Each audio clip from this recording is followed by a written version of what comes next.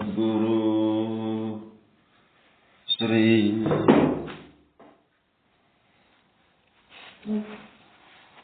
ಶುದ್ಧ ಬ್ರಹ್ಮಣೇ ನಮಃ.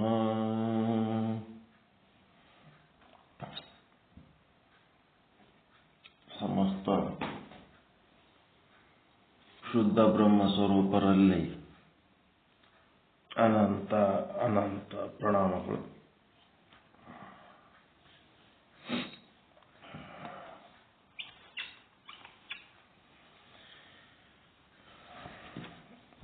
ಶಟಸ್ಥಲ ಚಕ್ರವರ್ತಿ ಸದ್ಗುರು ಶ್ರೀ ಚನ್ನಬಸವೇಶ್ವರರ ವಚನ. ಪ್ರಾಣಲಿಂಗಿ ಸ್ಥಳದ ವಚನ. ಭಕ್ತನಲ್ಲಿರುವ ಅನುಭವ ಭಕ್ತಿಯನ್ನ ಆದಿಶಕ್ತಿಯನ್ನಾಗಿ ಪರಿವರ್ತಿಸಿಕೋಬೇಕಾಗಿ ಮುಂದೆ ಪ್ರಾಣಲಿಂಗಿ ಸ್ಥಳವನ್ನು ಏರುವುದಕ್ಕೆ ಆದಿಶಕ್ತಿಯನ್ನಾಗಿ ಪರಿವರ್ತಿಸಿಕೊಳ್ಳುವಂಥ ಒಂದು ಪ್ರಕ್ರಿಯೆಗೆ ಸಂಬಂಧಪಟ್ಟಂತೆ ಪ್ರಾಣಲಿಂಗಿ ಸ್ಥಳ ಅಂದ್ರೆ ಜಂಗಮಲಿಂಗಿ ಸ್ಥಳ. ಈ ಎಲ್ಲ ವಚನಗಳನ್ನು ಓದಲಾಗಿ ಜಂಗಮನ ಉಪಚಾರವನ್ನೇ ಎಲ್ಲ ವಚನಗಳು ಜಂಗಮೋಪಚಾರಕ್ಕೆ ಸಂಬಂಧಪಟ್ಟವೇ ಬರೆದರಿದ್ರಾಗ. ಪ್ರಾಣಲಿಂಗಿ ಸ್ಥಳ ಅಂತಂದ್ರೆ ಜಂಗಮಗೆ ಗೌರವಿಸೋದೇ ಸ್ಥಳ ಇದ್ದಂಗೆ ನನಗೆ ಅರ್ಥ ಆಗ್ಯಾವ. ಹೌದಲ್ರಿ? ಈಗ ಏನು 7-8 ವಚನ ಓದ್ತೀವಿ, ಬರೀ ಜಂಗಮಂದೇ ಹೇಳಕತ್ತಾರ, ಜಂಗಮೋಪಚಾರ. ಹಿಂಗಾಗಿ ಪ್ರಾಣಲಿಂಗಿ ಸ್ಥಳ ಅಂದ್ರೆ ಜಂಗಮನ್ನು ಗೌರವಿಸೋದಿದ್ದಂಗೆ ಕಾಣಿಸ್ತದ. ಅವೆಲ್ಲ ಅರ್ಥ ಸಾಮಾನ್ಯವಾಗಿ ನಾವು ಒಂದು ಸಂಶೋಧನೆ ಒಳಗೆ ಇರಬೇಕು, ಅರ್ಥ ಮಾಡ್ಕೋಬೇಕು. ಇವತ್ತೇ 11ನೇ ವಚನ. ಈ ವಚನಗಳು ಓದಿದ ಮೇಲೆ ಪ್ರಾಣಲಿಂಗಿ ಸ್ಥಳದೊಳಗೆ ನಾವು ಏನೇನು ಮಾಡಬೇಕು ಅನ್ನೋದು ಗೊತ್ತಾಗ್ಲಿಕ್ಕತ್ತವ. ಭಕ್ತನ ಪ್ರಾಣಲಿಂಗದೊಳಗೆ ಜಂಗಮ, ಮುಂದೆ ಏನದ ನೋಡ್ಬೇಕು.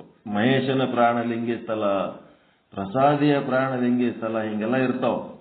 ಅಲ್ಲಿ ಏನೇನು ಮಾಡೋದಿರ್ತದ ನೋಡ್ಬೇಕು, ಹಂಗೆ 1 by 1. ಇವತ್ತಿದು 11ನೇ ವಚನ.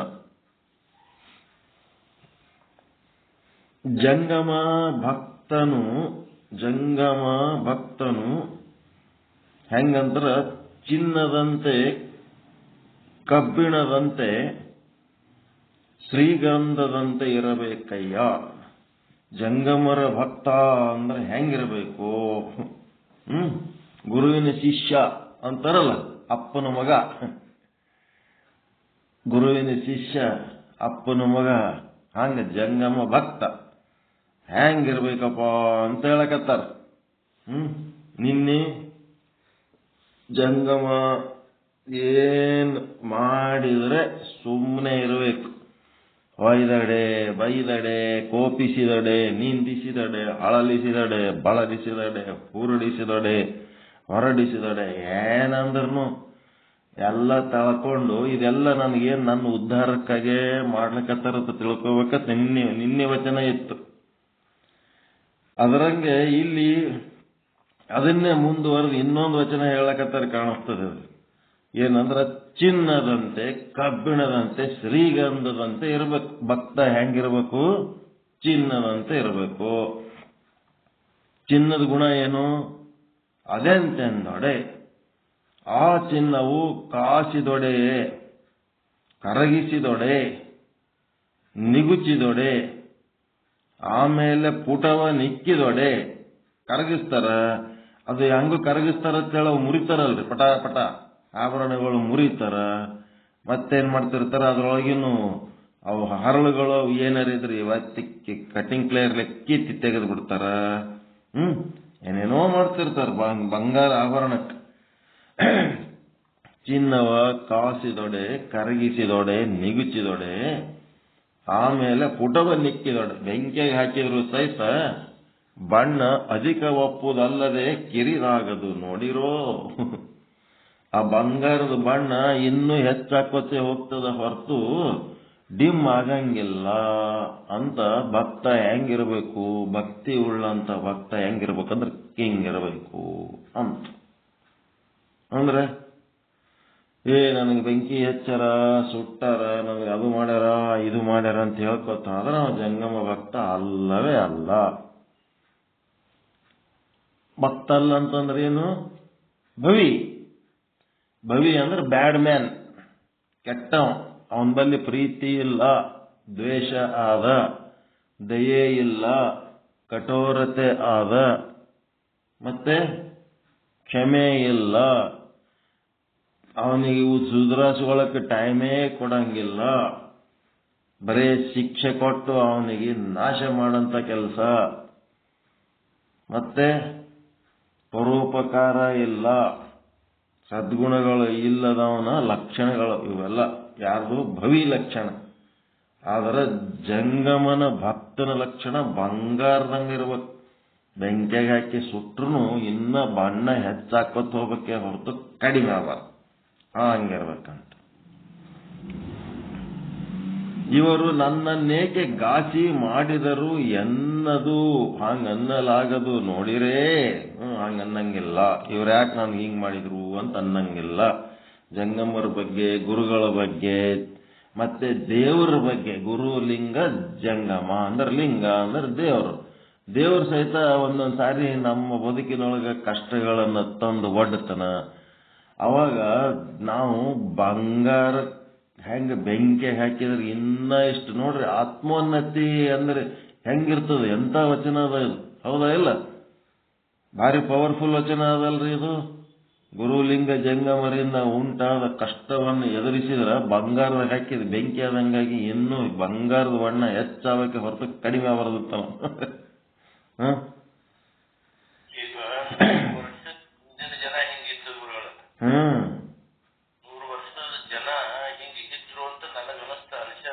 ಇರ್ಬೇಕ್ರಿ ಇದೆಲ್ಲ.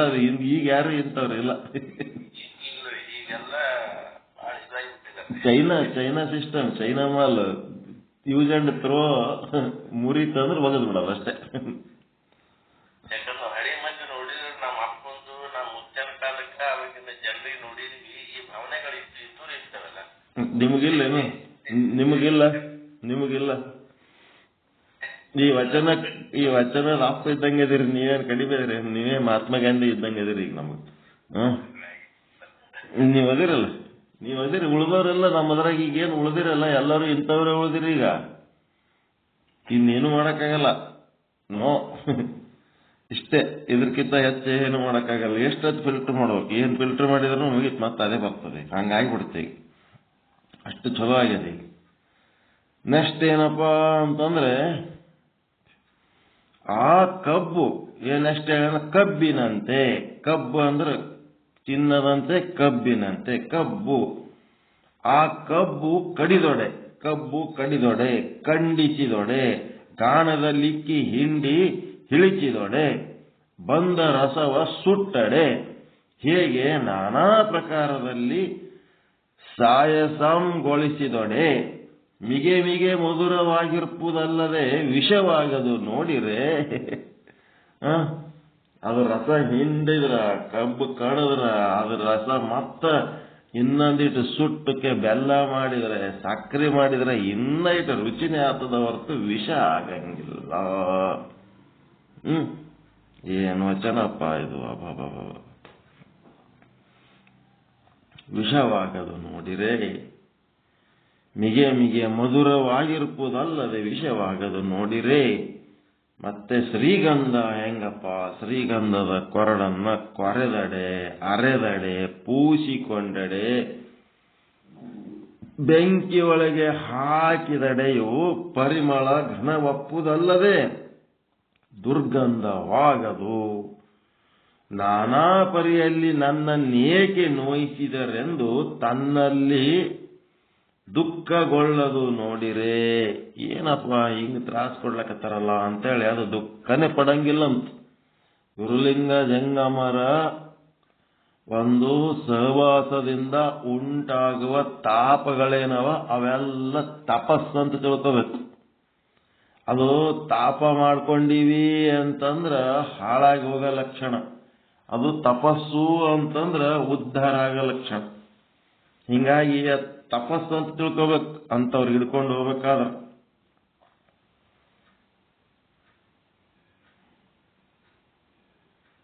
ನಾನಾ ಪರಿಯಲ್ಲಿ ನನ್ನನ್ನೇಕೆ ನೋಯಿಸಿದರೆಂದು ತನ್ನಲ್ಲಿ ದುಃಖಂಗೊಳ್ಳದೇವೋ ನೋಡಿರೆ.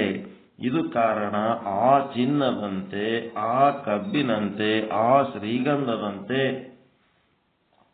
ಈ ತ್ರಿವಿಧ ಗುಣದಲ್ಲಿ ನಿರುತರಾಗಿರ್ದ ಭಕ್ತರು. ಈ ರೀತಿ ಒಳ್ಳೆ ಗುಣಗಳನ್ನು ಇಟ್ಕೊಂಡಂತವರು ಭಕ್ತರು, ಜಂಗಮ ಭಕ್ತರು. ಅವರ ಗುಣವ ನೋಡದೆ ತಮ್ಮ ಗುಣವ ಬಿಡದ ಕಾರಣದಿಂದ ಆತನೇ ಸದ್ಭಕ್ತನವನು. ಇದೇನದ? ತನ್ನ ಗುಣ ಅಂದ್ರ ಹಿಂಗಿರಬೇಕು. ಸದ್ಭಕ್ತ ಅಂದ್ರೆ ಹೆಂಗಿರ್ತಾನಂದ್ರ ಗುರುಲಿಂಗ ಜಂಗಮರ ಗುಣ ನೋಡಂಗಿಲ್ಲ, ತನ್ನ ಗುಣ ಬಿಡಂಗಿಲ್ಲ. ತನ್ನ ಗುಣ ಹೆಂಗ ಈ ತರ ಇದ್ರೆ ಅವ ನಿಜವಾದ ಸದ್ಗುಣಿ, ಸದ್ಭಕ್ತ. ಆತನೇ ವೀರ ಮಾಹೇಶ್ವರನ, ಆತನೇ ಪರಮ ಪ್ರಸಾದಿಯ, ಆತನೇ ಗಣ ಪ್ರಾಣಲಿಂಗಿಯ, ಆತನೇ ಮಹಾಶರಣನ, ಆತನೇ ನಿಜ ಲಿಂಗೈಕ್ಯನಃ. ಇಂತಿ ಶಟಸ್ಥಲ ಸಂಪನ್ನನಾದಡೆ ಜಂಗಮ ಭಕ್ತಿಗೆ ಮೂಲವಯ್ಯ ಕೂಡಲ ಚನ್ನ ಸಂಗಮ ದೇವ. ಈ ರೀತಿ ಶಟಸ್ಥಲ ಸಂಪನ್ನನಾದನಂತಂದ್ರ ಇವ ಜಂಗಮ ಭಕ್ತಿಗೆ ಮೂಲ ವಸ್ತು, ಮೂಲಾಧಾರ ಭಕ್ತ ಆಗ್ತಾನ. ಇಂತು ಸದ್ಭಕ್ತನ ಜಂಗಮಲಿಂಗ ಸ್ಥಳ.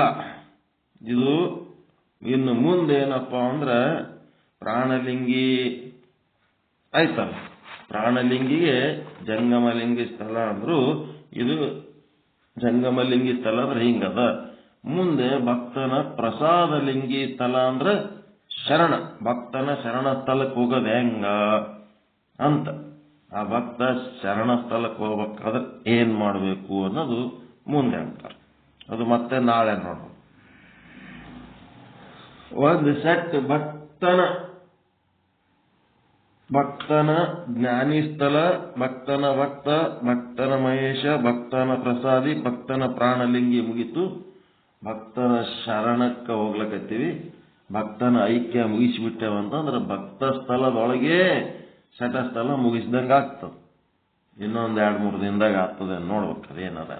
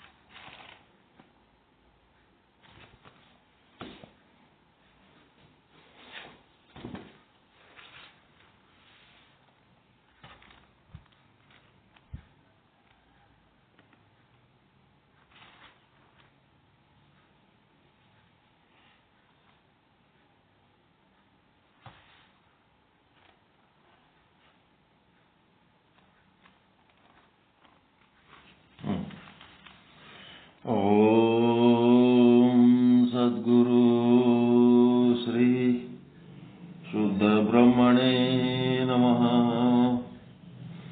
ಸಮಸ್ತ ಶುದ್ಧ ಬ್ರಹ್ಮಸ್ವರೂಪರಲ್ಲಿ ಅನಂತ ಅನಂತ ಪ್ರಣಾಮಗಳು. ಶ್ರೀ ವಿಚಾರ ಸಾಗರ 5ನೇ ತರಂಗ ಮಧ್ಯಮಾಧಿಕಾರಿ ಅದೃಷ್ಟಿ ಮಹಾರಾಜರಿಗೆ ಉಪದೇಶ ನಡೆದಿದೆ. 234, 35 ಈ ಥರ ಹಿಂದಿನ ವಿಷಯಾಂಕಗಳ ಒಂದು ಸಿಂಹಾವಲೋಕನ ವಿಚಾರ.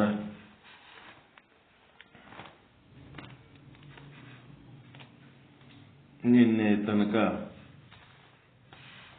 ಬಾಧಗಳ ಬಗ್ಗೆ, ಬಾಧ ಆಗದ ಹೆಂಗ, ನಾಶ ಆಗದ ಹೆಂಗ, ಅನ್ನೋದು ವ್ಯತ್ಯಾಸ ಮಾಡಿ ಜಗತ್ತನ್ನ ನಾಶ ಮಾಡೋದು ಬೇರೆ, ಜಗತ್ತನ್ನ ಬಾಧ ಮಾಡೋದು ಬೇರೆ. ಅದಕ್ಕೆ ಒಂದು ಉದಾಹರಣೆ ಏನು, ಗಡಿಗೆ ಒಂದು ಮಡಿಕೆ ಅದ, ಮಡಿಕೆಯನ್ನ ಒಂದು ಬಡಿಗೆ ತಗೊಂಡು ಹೊಡೆದ್ರೆ ಅದು ನಾಶ ಆಗ್ತದ, ಅದರ ಬಾಧ ಆಗಂಗಿಲ್ಲ. ಮತ್ತೆ ಆ ಮಡಿಕೆಯ ಆಯುಷ್ಯ ಮುಗಿದ ಮೇಲೆ ಅದು ಮಡಿಕೆ ಏನಾಗಬೇಕು, ಹೊಳ್ಳಿ ಮತ್ತೆ ಮಣ್ಣು ಆಗ್ಬೇಕಲ್ಲ, ಅದು ತಂದು ತಾನೇ ನಾಶ ಆಗ್ತದೆ. ಸೃಷ್ಟಿ ಸ್ಥಿತಿ ಲಯ ಅದು ನಿರಂತರ ನಡೆದಿರ್ತದೆ, ಆದರೆ ಬಾಧ ಆಗಂಗಿಲ್ಲ. ಇಲ್ಲಿ ಸಾಧಕನಾದವನು ಇವನ ಗುರಿ ನಾಶ ಮಾಡೋದಲ್ಲ, ಬಾಧ ಮಾಡ್ಕೋಬೇಕಾಗ್ಯದ, ಬಾಧ ಮಾಡ್ಕೋಬೇಕಾಗ್ಯದ. ಆ ಬಾಧ ಮಾಡ್ಕೋಬೇಕಾದ್ರೆ ಆ ಮಡಿಕೆಯನ್ನ ಮಣ್ಣು ಅಂತ ನೋಡಿದ್ರೆ ಬಾಧ ಆಗಿಬಿಡ್ತದೆ, ಅಲ್ಲಿ ಮಡಿಕೆನೇ ಇಲ್ಲ. ನೋಡುವ ದೃಷ್ಟಿಯಲ್ಲಿ ನಮ್ಮಲ್ಲಿ ಪಾರಮಾರ್ಥಿಕ ದೃಷ್ಟಿಯಿಂದ ನೋಡಲಾಗಿ ಅದು ಮಣ್ಣಾದ, ವ್ಯಾವಹಾರಿಕ ದೃಷ್ಟಿಯಿಂದ ನೋಡಲಾಗಿ ಅದು ಮಡಿಕೆ ಆದ. ಇಷ್ಟು ಒಪ್ಕೋಬಹುದಲ್ರಿ? ಮಡಿಕೆ ಇದ್ದದ್ದು ಸುಳ್ಳೇನು? ಎಂತ ಸತ್ತಾದಾಗದು ಮಡಿಕೆ? ಮಡಿಕೆ ವ್ಯಾವಹಾರಿಕ ಸತ್ತಾದಾಗ ಅದ, ಮಣ್ಣ ಪಾರಮಾರ್ಥಿಕ ಸತ್ತಾದಾಗ ಅದ. ಮತ್ತು ಪ್ರಾತಿಭಾಷಿಕ ಸತ್ತಾದಾಗ ಹೆಂಗ್ ಮಾಡ್ತೀರಿ? ಮಡಿಕೆ ಕನಸಿನ ಗಡಿಗೆ, ಕನಸಿನಾಗ ಮನಸ್ಸಿನಾಗ ಅಲ್ಲಿ ಗಡಿಗೆನೇ ಇಲ್ಲ. ಒಳಗ ನೀವು ಕನಸಿನಾಗ ಒಂದು ಗಡಿಗೆ ಮಡಿಕೆಯಲ್ಲಿ ನೀರು ತಗೊಂಡ್ ಬಂದಿರಿ, ಮಡಿಕೆ ಒಳಗಿನ ಮಜ್ಜಿಗೆ ಕುಡ್ದಿರಿ ಅಂದ ಕನಸಿನಾಗಿಂದ. ಹಿಂಗ ಪ್ರಾತಿಭಾಷಿಕ ಯಾವುದೇ ವಸ್ತುವನ್ನ ನೀವು ಪ್ರಾತಿಭಾಷಿಕ ಅಂದ್ರ ಕನಸಿನ ಮನಸ್ಸಿನ ಕೆಲಸ. ಈಗ ಏನದ, ಅಲ್ಲಿ ಇರೋದು ಮಣ್ಣದ, ಅಲ್ಲಿರೋದು ಮಣ್ಣದ. ಆ ಮಣ್ಣನ್ನ ನೀವು ಮಡಿಕೆ ಅನ್ಲಕತ್ತೀರಿ ಅಂತಂದ್ರೆ ಅದು ಏನದು? ಮಣ್ಣನ್ನ ನೀವು ಮಡಿಕೆ ಅನ್ಲಕತ್ತೀರಿ ಅಂದ್ರ ಯಾಕೆ ಅನ್ಲಕತ್ತೀರಿ? ನಾಮರೂಪ. ಈ ನಾಮರೂಪ ಕೊಟ್ಟು ನಾಮರೂಪದ ಮೂಲಕ ವಸ್ತುಗಳನ್ನ ನೀವು ಏನ್ ಮಾಡ್ಲಕತ್ತೀರಿ? ಐಡೆಂಟಿಫಿಕೇಶನ್, ಗುರುತಿಸ್ಲಕತ್ತೀರಿ. ಇದಕ್ಕೆ ಏನಂತಾರಂದ್ರ ಬುದ್ಧಿಯ ವಿಲಾಸ. ಬುದ್ಧಿಯ ವಿಲಾಸ. ನಿಮ್ಮೊಳಗೊಂದು ಆನಂದ ಅಂತದಲ್ಲ, ಆ ಆನಂದವನ್ನ ಬಳಸ್ಕೊಂಡು ಬುದ್ಧಿ ಏನ್ ಮಾಡ್ಲಕತ್ತದ? ಈ ಜಗತ್ತಿನ ಬೇರೆ ಬೇರೆ ಬೇರೆ ಹೆಸರುಗಳು ಕೊಟ್ಟು ಅವಕ್ಕೆಲ್ಲ ಬುದ್ಧಿ ಕೆಲಸನೇ ಡಿವೈಡ್ ಮಾಡೋದು. ಬುದ್ಧಿ ಕೆಲಸನೇ ಡಿವೈಡ್ ಮಾಡೋದು. ಬುದ್ಧಿ ಏನದಂದ್ರ ಎಲ್ಲ ನಾಮಗಳು ಬೇರೆ, ಕೋಟಿ ಕೋಟಿ ನಾಮ, ಕೋಟಿ ಕೋಟಿ ರೂಪ, ಎಷ್ಟು ತರ. ಇದಕ್ಕೆಲ್ಲ ಏನಂತಾರ? ಜಗತ್ತಿನೊಳಗೊಂದು, ಇಡೀ ವಿಶ್ವದೊಳಗೊಂದು ಬುದ್ಧಿ ಅದ. ಜಗತ್ತಿಗೂ ಬುದ್ಧಿ ಆದ, ಪ್ರಕೃತಿಗೊಂದು ಬುದ್ಧಿ ಆದ.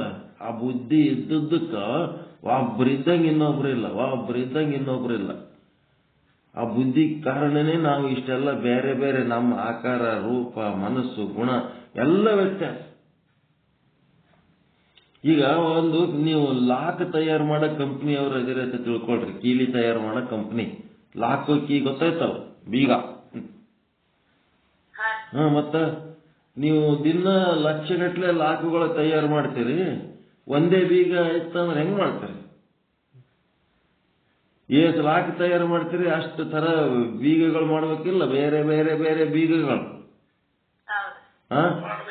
ಮತ್ತ ದಿನ ಲಾಕ್ ತಯಾರು ಮಾಡೋ ಇರೋದೇ ಚಾವಿ ಏಟದು, ಒಂದು ಕೀಟದು ಚಾವಿ.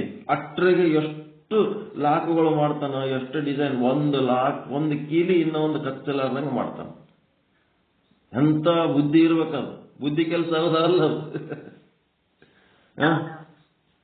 ಅಂಥದ್ದು ನಾವು ಒಂದು ಕೀಲಿ ಒಳಗೆ ಇಷ್ಟು ಡಿಸೈನ್ ಮಾಡಿ ತೋರಿಸ್ತೀವಿ. ಬುದ್ಧಿ ಅದು ಮತ್ತೆ ಈಗ 84 ಲಕ್ಷ ಜೀವರಾಶಿಗಳಿಗೆ ನಾಮರೂಪಾದಿಗಳಲ್ಲಿ ವ್ಯತ್ಯಾಸ ಮಾಡ್ತಾರೆ. ಅದು ಏನು ಅದ್ಭುತ ಇರ್ಬೇಕಂತ. ಆ ಬುದ್ಧಿಯ ವಿಲಾಸ, ಬುದ್ಧಿಯನ್ನು ನೋಡ್ಬೇಕ್ರಿ. ಏನು ವ್ಯತ್ಯಾಸ.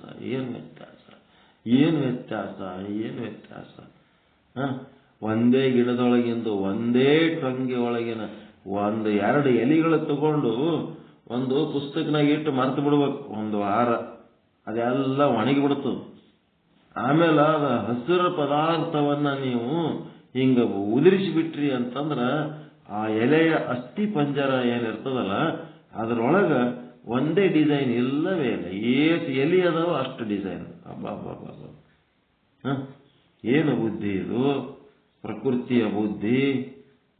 ಮನುಷ್ಯರ ಬುದ್ಧಿನೂ ಎಷ್ಟು ಯಾರೋ ಬರ್ಲಕತ್ತಾರ, ಏನೋ ಬರ್ಲಕತ್ತದ. ಅದು ಮನುಷ್ಯ ಅದೋ ಪ್ರಾಣಿ ಅದೋ ನೋಡ್ತಾನ, ಏನೋ ಬರ್ಲಕತ್ತದ. ಶೂನ್ಯ ದೂರ್ಲಿಂತ ಏನೋ ಶಬ್ದ ಬರ್ಲಕತ್ತದ, ಯಾರೋ ಬರ್ಲಕತ್ತಾರ. ಮನುಷ್ಯ ಪ್ರಾಣಿ ಮೊದಲು ಬೈಫರ್ಕೇಟ್ ಮಾಡ್ತಾನ. ಮನುಷ್ಯನೇ ಅದಾನ ಅಂದ ಕೂಡ್ಲೇನೆ ಅವನಿಗೆ ಮನುಷ್ಯ ಅದಾನಂದ್ರೆ ಆಟಕ್ಕೆ ಬಿಡ್ತಾನ ಬುದ್ಧಿ. ಅದು ಗಂಡದೋ ಹೆಣ್ಣದು ಕ್ವಶನ್ ಚಾಲು ಆಗ್ತದಲ್ರಿ. ಗಂಡದೋ ಹೆಣ್ಣದು ಅದು ಪ್ರಶ್ನೆ ಚಾಲು. ಬುದ್ಧಿ ಕೆಲಸ ಇದೆ. ಈಗ ಯಾವ ಕರೆ ಹಿಂದ್ಲಿಂತ ನೀವು ಗಂಡ ಹೆಣ್ಣದು ಗುರುತಿಸ್ಲಕ್ ಸಾಧ್ಯನೇ ಇಲ್ಲ. ಒಂದೇ ತರ ಹೆಂಗಸರು ಬಟ್ಟೆ ಅವೇ ಹಾಕತ್ತಾವ, ಗಂಡಸರು ಅಂತವ್ ಬಟ್ಟೆ ಹಾಕತ್ತಾವ. ಹಿಂದ್ಲಿಂತ ನೋಡಿದ್ರ ಗಂಡು ಹೆಣ್ಣು ಬಟ್ಟೆ ಆಗಂಗಿಲ್ಲ. ನಮ್ಮ ಸೆಂಟ್ರಲ್ ಬ್ಯಾಂಕ್ನಾಗ ಕ್ಯಾಶಿಯರ್ ಅದಾಳ ಒಬ್ಬಾಕಿ ಹೆಣ್ಮಗಳು. ಆಕಿ ಹೆಣ್ಣು ಮಗಳತ್ತ ಗುರುತಿಸ್ಲಕ್ ಸಾಧ್ಯನೇ ಇಲ್ಲ. ಗಂಡು ಮಕ್ಕಳಂಗೆ ಪ್ಯಾಂಟ್ ಶರ್ಟ್ ಹಾಕೊಂಡು ತಿರ್ಗಾಡ್ತಾಳೆ. ಗಂಡು ಮಕ್ಕಳಂಗೆ ಮಾತಾಡ್ತಾಳೆ ಆಕಿ, ಗಂಡು ಮಕ್ಕಳಂಗೆ ಮಾತಾಡ್ತಾಳೆ. ಏನ್ ಮುಲಾಜಿ ಇರ್ಲಾರ್ದಂಗೆ ಮಾತಾಡ್ತಾಳೆ ಆಕಿ. ಹೆಣ್ಣು ಮಗಳನ್ಲಕ್ ಸಾಧ್ಯನೇ ಇಲ್ಲ. ನಮಸ್ಕಾರ ರೀ ಮೇಡಮ್ ಅಂದ್ರೆ ಸಿಟ್ಟು ಬರ್ತಾವೆ. ಹಂಗದಳ ಆಕಿ. ಗಂಡು ಮಗಗಷ್ಟೇ ಮಾತಾಡಕ ಥ್ಯಾಂಕ್ ಯು ಅನ್ಬೇಕಷ್ಟೇ. ಸರ್ ಅಂದ್ರೆ ಮೇಡಮ್ ಅಂದ್ರೆ ಸಿಟ್ಟು ಬರ್ತ. ಹಂಗದಳ. ಸ್ವಭಾವ ಹಂಗೆ ಬೆಳೆಸ್ಕೊಂಡ್ಬಿಟ್ಟಿರ್ತಾರ. ಒಬ್ಬೊಬ್ರು ಹಂಗ. ಅಂದ್ರೆ ಬುದ್ಧಿ ಗಂಡದೋ ಹೆಣ್ಣದೋ. ಹೆಣ್ಣು ಮಗಳದಳ, ಗಂಡು ಮಗ, ಹುಡುಗನೋ ಬಾಲಕನೋ ಯುವಕನೋ ಮುದುಕನೋ, ಆಕಿ ವಯಸ್ಸು ಅವನ ವಯಸ್ಸ ನೋಡ್ತಾರ, ಜಾತಿ ನೋಡ್ತಾರ, ವರ್ಣ ನೋಡ್ತಾರ, ವರ್ಗ ನೋಡ್ತಾರ, ದೇಶ ನೋಡ್ತಾರ, ಭಾಷೆ ನೋಡ್ತಾರ, ರಾಗದ್ವೇಷಗಳು ಮಾಡ್ತಾರ, ಅನುಕೂಲ ಪ್ರತಿಕೂಲ ನೋಡ್ತಾರ. ಏನು ಬುದ್ಧಿ ಕೆಲಸ ಎಲ್ಲ. ಇದಕ್ಕೇನಂತಾರ? ವ್ಯಾವಹಾರಿಕ ಜಗತ್ತಿನೊಳಗ ನಾಮ ರೂಪಾದಿಗಳನ್ನ ಕಲ್ಪಿಸಿ ಭೇದ ಭೇದ ಭೇದ ಮಾಡ್ತವಲ್ಲ, ಇದು ಬೌದ್ಧಿಕ ವಿಲಾಸ, ಬುದ್ಧಿಯ ವಿಲಾಸ. ಬುದ್ಧಿ ಖುಷಿ ಪಡ್ತದೆ, ಆನಂದ ಪಡ್ತದೆ. ಬುದ್ಧಿ ಜಗತ್ತಿನಾಗ ಪ್ರಕೃತಿ ಒಳಗೆ ಒಂದು ಬುದ್ಧಿ ಅನ್ನೋ ತತ್ವ ಇದ್ದಿದ್ದಿಲ್ಲ ಅಂತಂದ್ರೆ, ಆ ಜಗತ್ತಿಗೆ ಬುದ್ಧಿ ಅನ್ನೋ ತತ್ವ ಇದ್ದಿದ್ದಿಲ್ಲ ಅಂದ್ರ ಹೆಂಗಾತಿತ್ತಿ ಜಗತ್ತಂತಂದ್ರ, ಒಬ್ಬ ತಂದೆ ಏನು ಮಕ್ಕಳು ಹುಟ್ಟಿದ್ರೆ ಹೆಂಗ್ ಹುಟ್ಟಬೇಕಂದ್ರ ಅಗ್ದಿ ಸ್ಮಾರ್ಟ್ ಇರ್ಬೇಕು, ಬ್ಯಾರೆ ಬೇರೆ ಮಾರಿ ಇರಬಾರ್ದು, ಓಸು ಒಂದೇ ಮಾರಿ ಇರ್ಬೇಕಂತ ಬೇಡ್ಕೊಂಡಿದ್ನ ದೇವರಿಗೆ. ಆಯ್ತೇಳಿ 10 ಹೆಣ್ಣು ಒಂದೇ ಮಾರಿವೇ ಹುಟ್ಟಿಬಿಟ್ಟು ಒಂದೇ ರೂಪ, ಒಂದೇ ಎತ್ತರ, ಎಲ್ಲ ಒಂದೇ ತರ ಆಗಿಬಿಟ್ಟು ಅಂತಾವ್. ಸಣ್ಣ ಇದ್ದಾಗ ಸಣ್ಣ, 18-20 ವರ್ಷ ಆದ್ಮೇಲೆ ಸೇಮ್ ಡಿಸೈನ್ ತಯಾರಾದವು ಅಂತ. ಯಾವುದೋ ಫಂಕ್ಷನ್ನಿಗೆ ಎಲ್ಲ ಮಕ್ಕಳಿಗೆ ಕರ್ಸಿದ್ನಂತ ಅವ್ರ ಅಪ್ಪ. ಆಮೇಲೆ ಹಳೇದರ್ ಬಂದ್ರ, ನಿಮ್ಮ ಹೆಂಡ್ರ ಗುರುತಿಸಿ ಕರ್ಕೊಂಡವ್ರಿ ಅಂದ್ರ. ಅವ್ರ ಹಳೇದರಿಗೆ ಹೆಂಡ್ರ ಗುರುತಿಸ್ಲಕ್ ಸಾಧ್ಯನೇ ಇಲ್ಲ ಅಂತ. ಹಂಗ ಒಂದೇ ಮಾರಿವಿದ್ವು ತೋರ್ಸು. ಹಂಗ ಪ್ರಕೃತಿಯ ಬುದ್ಧಿಯ ಕೆಲಸ ಎಷ್ಟು ಉಪಯೋಗ ಆಗ್ಯದ ಅಂತಂದ್ರೆ, ನಮ್ಮ ಹೆಂಡ್ರಿಗೆ ನಾವು ಗುರುತಿಸ್ಕೊಳ್ಳಂಗ. ನಮ್ಮ ಗಾಡಿಗಳನ್ನು ಎಲ್ಲ ಕಂಪನಿ ಗಾಡಿ ಒಂದೇ ತರ ಇರ್ತಾವ, ಆದ್ರೂ ನಮ್ಮ ಗಾಡಿ ನಾವ್ ಹೆಂಗ್ ಗುರುತಿಸ್ತೀವಿ? ಹಂಗಿದೆಲ್ಲ ಬುದ್ಧಿ ಬೇಕಾಗ್ತದ. ವ್ಯಾವಹಾರಿಕ ಜಗತ್ತಿನೊಳಗೆ ಬುದ್ಧಿಯದೇ ವಿಲಾಸ, ಬುದ್ಧಿಯದೇ ವಿಲಾಸ. ಮುಂದ ಸ್ವಪ್ನದೊಳಗ ಸ್ವಪ್ನದ ಪದಾರ್ಥಗಳು ನೋಡ್ತಿರಲ್ಲ, ಅವು ಏನು? ಮನಸ್ಸಿನ ವಿಲಾಸ. ನಿಮ್ಮ ಮನಸ್ಸೇ ಎಲ್ಲ ವಸ್ತುಗಳ ರೂಪ ತಾಳಿರ್ತದ, ಅಂತಃಕರಣ. ಮನಸ್ಸೇ ಗಡಿಗೆ ಆಗ್ಯದ, ಜಾತ್ರೆ ಆಗ್ಯದ, ಮನಸ್ಸೇ ಕಲ್ಲಾಗ್ಯದ, ಮಣ್ಣಾಗ್ಯದ, ಗುಡಿ ಆಗ್ಯದ, ತೇರಾಗ್ಯದ, ಏನೆಲ್ಲ ಆಗ್ಯದ. ಹುಲಿ ಆಗ್ಯದ, ಗಂಡಾಗ್ಯದ, ಹೆಣ್ಣಾಗ್ಯದ, ಸಾವಿರ ಮಂದಿ ರೂಪ ನಿಮ್ಮ ಮನಸ್ಸೇ ತಾಳದ, ಅಂತಃಕರಣ. ಅದಕ್ಕೆ ಸ್ವಪ್ನದೊಳಗ ಏನದ ಮನಸ್ಸಿನ ವಿಲಾಸ. ಅಲ್ಲಿ ಮನಸ್ಸಿನಿಂದ ನೀವು ಖುಷಿ ಪಡ್ತೀರಿ. ಆನಂದ ಅನ್ನೋದು ಮನಸ್ಸಿನಿಂದ ಅತ್ಯಂತ ಹೆಚ್ಚು ಖುಷಿ ಪಡೋದು ಸ್ವಪ್ನದಾಗೆ. ಎಚ್ಚರದಾಗ ಏನು ಅನುಕೂಲ ಅದಾವ ಇಲ್ಲಿ? ಎಲ್ಲರೂ ಜಗಳಾಡ್ತೀವಿ, ನಮ್ಗೇನ್ ಬೇಕು ಸಿಗಂಗಿಲ್ಲ, ಏನ್ ಸಿಕ್ಕವ ಅದ್ರ ಮೇಲೆ ನಮ್ಗೆ ಸಮಾಧಾನ ಇಲ್ಲ. ಕನಸಿನಾಗ ನಮ್ಗೇನ್ ಸಿಕ್ಕಿಲ್ಲ ಅವೆಲ್ಲ ಪಡ್ಕೋತೀವಲ್ಲ. ಮನಸ್ಸಿನ ವಿಲಾಸ, ಮನಸ್ಸಿಗೆ ಹಂದದ್ ಮಾಡ್ತಾನ ನಾವು ಕನಸಿನಾಗ. ಅಬಾಬ. ಅದಕ್ಕ ಸ್ವಪ್ನಾವಸ್ಥೆ ಏನದ ಮನಸ್ಸಿನ ವಿಲಾಸ. ಸ್ವಪ್ನದಲ್ಲಿ ಒಂದು ಮನಸ್ಸಿನ ವಿಲಾಸ. ವ್ಯಾವಹಾರಿಕ ಅಂದ್ರೆ ಪ್ರಾತಿಭಾಸಿಕ ಸತ್ತೆಯಲ್ಲಿ ಮನಸ್ಸಿನ ವಿಲಾಸ, ವ್ಯಾವಹಾರಿಕ ಸತ್ತೆಯಲ್ಲಿ ಬುದ್ಧಿಯ ವಿಲಾಸ. ಮತ್ತೆ ಮುಂದೆ ಸುಷುಪ್ತಾವಸ್ಥೆಯಲ್ಲಿ ಅದರ ವಿಲಾಸ. ಆತ್ಮದ ವಿಲಾಸ ಅಲ್ಲ, ಅವಿದ್ಯೆಯ ವಿಲಾಸ.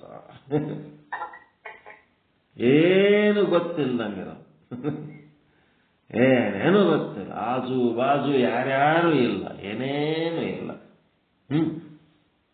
ಏನೇನು ಇಲ್ಲ, ಏನು ಇಲ್ಲದಂತ, ಏನೇನು ಇಲ್ಲ. ಇದು ಏನಂದ್ರ ಮಗಲಿಗೆ ಏನೆಲ್ಲ ಇಟ್ಕೊಂಡ್ರು ಸಹಿತ ಯಾವುದು ಗೊತ್ತಿಲ್ಲದಂಗ ಎಲ್ಲ ಮರೆ ಮಾಡಿ ಬಿಡ್ತದಲ್ಲ. ಈ ಜಗತ್ತನ್ನ ಎಲ್ಲವನ್ನ ಮರೆತು ಒಂದು ಕ್ಷಣ ಇದ್ರೆ ಎಷ್ಟು ಆನಂದ ಇರ್ತೀವಿ ಅಂತೇಳಿ ಒಂದು ಸ್ಯಾಂಪಲ್ ತೋರಿಸ್ತವ. ಸುತ್ತಮುತ್ತ ಹೆಂಡ್ರ ಮಕ್ಕಳು ಎಲ್ಲ ರೊಕ್ಕ ರೂಪಾಯಿ ಏನೆಲ್ಲ ಇದ್ರು ಅವೆಲ್ಲ ನಮಗೆ ಉರಿ ಹಚ್ಚವೇ ಅದಾವ, ನಮ್ಮ ಆರಾಮ್ ತಪ್ಸವೇ ಅದಾವ. ಅವುಗಳನ್ನ ಮರ್ತರೆ ಎಷ್ಟು ಆನಂದ ಇರ್ತೀವಿ ನೋಡು ಅಂತೇಳಿ ಅವಿದ್ಯೆ ಅವನ್ನೊಂದು ಸ್ವಲ್ಪ ಮರ್ತು ನೋಡು ಅಂತ ಪ್ರತಿ ದಿವಸ ಸ್ಯಾಂಪಲ್ ಕೊಡ್ತಿರ್ತವ. ಬುದ್ಧಿ ಬರಲ್ದಷ್ಟೇ. ಈ ರೀತಿ ಅವಕ್ಕೆಲ್ಲ ಹಚ್ಕೊಳ್ಳಾರ್ದಂಗಿದ್ರೆ ಆನಂದ ಇರ್ತೀವಿ ಅನ್ನೋದು ನಮಗೆ ಬುದ್ಧಿ ಬರಲ್ಲ. ನಿದ್ಯಾಗ ಹೆಂಗಿರ್ತೀವಿ, ಎದ್ದಾಗನು ಹಂಗೆ ಇದ್ದು ಬಿಟ್ಟೇವೆ ಅಂದ್ರೆ ಮೋಕ್ಷ ಆಗೇ ಬಿಡ್ತದೆ. ಹಂಗಿರ್ಲಿಕ್ಕೆ ಸಾಧ್ಯ ಇಲ್ಲ ನಾವು. ಸುಷುಪ್ತಾವಸ್ಥೆ ನಿದ್ದೆ ಎತ್ತಿದಾಗ. ಸುಷುಪ್ತಾವಸ್ಥೆ ಒಳಗ ಅವಿದ್ಯೆಯ ವಿಲಾಸ. ಅವಿದ್ಯೆ ಅಂದ್ರೆ ಗೊತ್ತಿಲ್ಲ ಅಂತ, ಅಜ್ಞಾನ, ಪ್ರಕೃತಿ, ಮಾಯೆ, ಏನು ಗೊತ್ತಿಲ್ಲ. ತಾನೇನದ ಅಂತ ತನಗೆ ಗೊತ್ತಿಲ್ಲ. ಪ್ರಕೃತಿಗೆ ತಾನೇನದ ಗೊತ್ತದ ಅಂದ್ರೆ ನಾ ಜೋಗ ಜಲಪಾತ ಮ್ಯಾಲಿಂತ ನೀರು ಬೀರುತ್ತೀನಿ, ನಾ ಬಾಳ ಚಂದದಿನತ್ತ ಅದಕ್ಕೇನಾರ ಗೊತ್ತದೇನು? ಜಡ ಪ್ರವೃತ್ತಿ, ತಂದು ತನಗೇನೂ ಗೊತ್ತಿಲ್ಲ. ಅದೇ ರೀತಿ ಅವಿದ್ಯೆ ಕೂಡ ಏನದ, ತಂದು ತನಗೇನು ಗೊತ್ತಿಲ್ಲದಂತ ಒಂದು ಸ್ಥಿತಿ, ಅವಿದ್ಯೆಯ ವಿಲಾಸ ಸುಷುಪ್ತಿ ಒಳಗೆ. ಪರಮಾರ್ಥದಲ್ಲಿ, ಪಾರಮಾರ್ಥಿಕ ಸತ್ಯದೊಳಗ ಆತ್ಮ ಪರಮಾತ್ಮರ ವಿಲಾಸ. ಆತ್ಮದ ವಿಲಾಸ, ಪರಮಾತ್ಮನ ವಿಲಾಸ ಎಲ್ಲಿ ಅದದು ನಡೆದದ? ನಿಮ್ ಬುದ್ಧಿ ಒಳಗೆ ನಡೆದದ. ನಿಮ್ ಬುದ್ಧಿ ಮೀರಿದ್ದು ಇಲ್ಲೇ ಇಲ್ಲ. ಆತ್ಮ ಪರಮಾತ್ಮರ ವಿಲಾಸ ಅದು ಶಾಶ್ವತ ಆದ ಅಂತ ಹೇಳಿಕೆ ನಿಮ್ಮಿಂದ ಅರಿಸ್ಕೊಳಕತ್ತದ. ನೀವು ಅದ್ರ ಬಗ್ಗೆ ಹೇಳಕತ್ತೀರಿ, ಶಾಶ್ವತವಾಗ್ಯದ, ಹಾಂಗದ, ಸದ್ರೂಪದ, ಚಿದ್ರೂಪದ, ಆನಂದ ರೂಪದ. ಅದೆಲ್ಲ ಏನದ ಪರಮಾರ್ಥದೊಳಗ ಆತ್ಮ ಪರಮಾತ್ಮರ ವಿಲಾಸ. ಪರಮಾತ್ಮ ಅಂದ್ರೆ ಒಂದೇ, ಆತ್ಮ ಅಂದ್ರೆ ಒಂದೇ. ಪಿಂಡಾಂಡದಾಗ ಇದ್ದದಕ್ಕೆ ಆತ್ಮ ಅಂತಾರ, ಬ್ರಹ್ಮಾಂಡದಾಗ ಇದ್ದಕ್ಕೆ ಪರಮಾತ್ಮ ಅಂತಾರ. ಅದು ಒಂದೇ ಆತ್ಮದ ವಿಲಾಸ.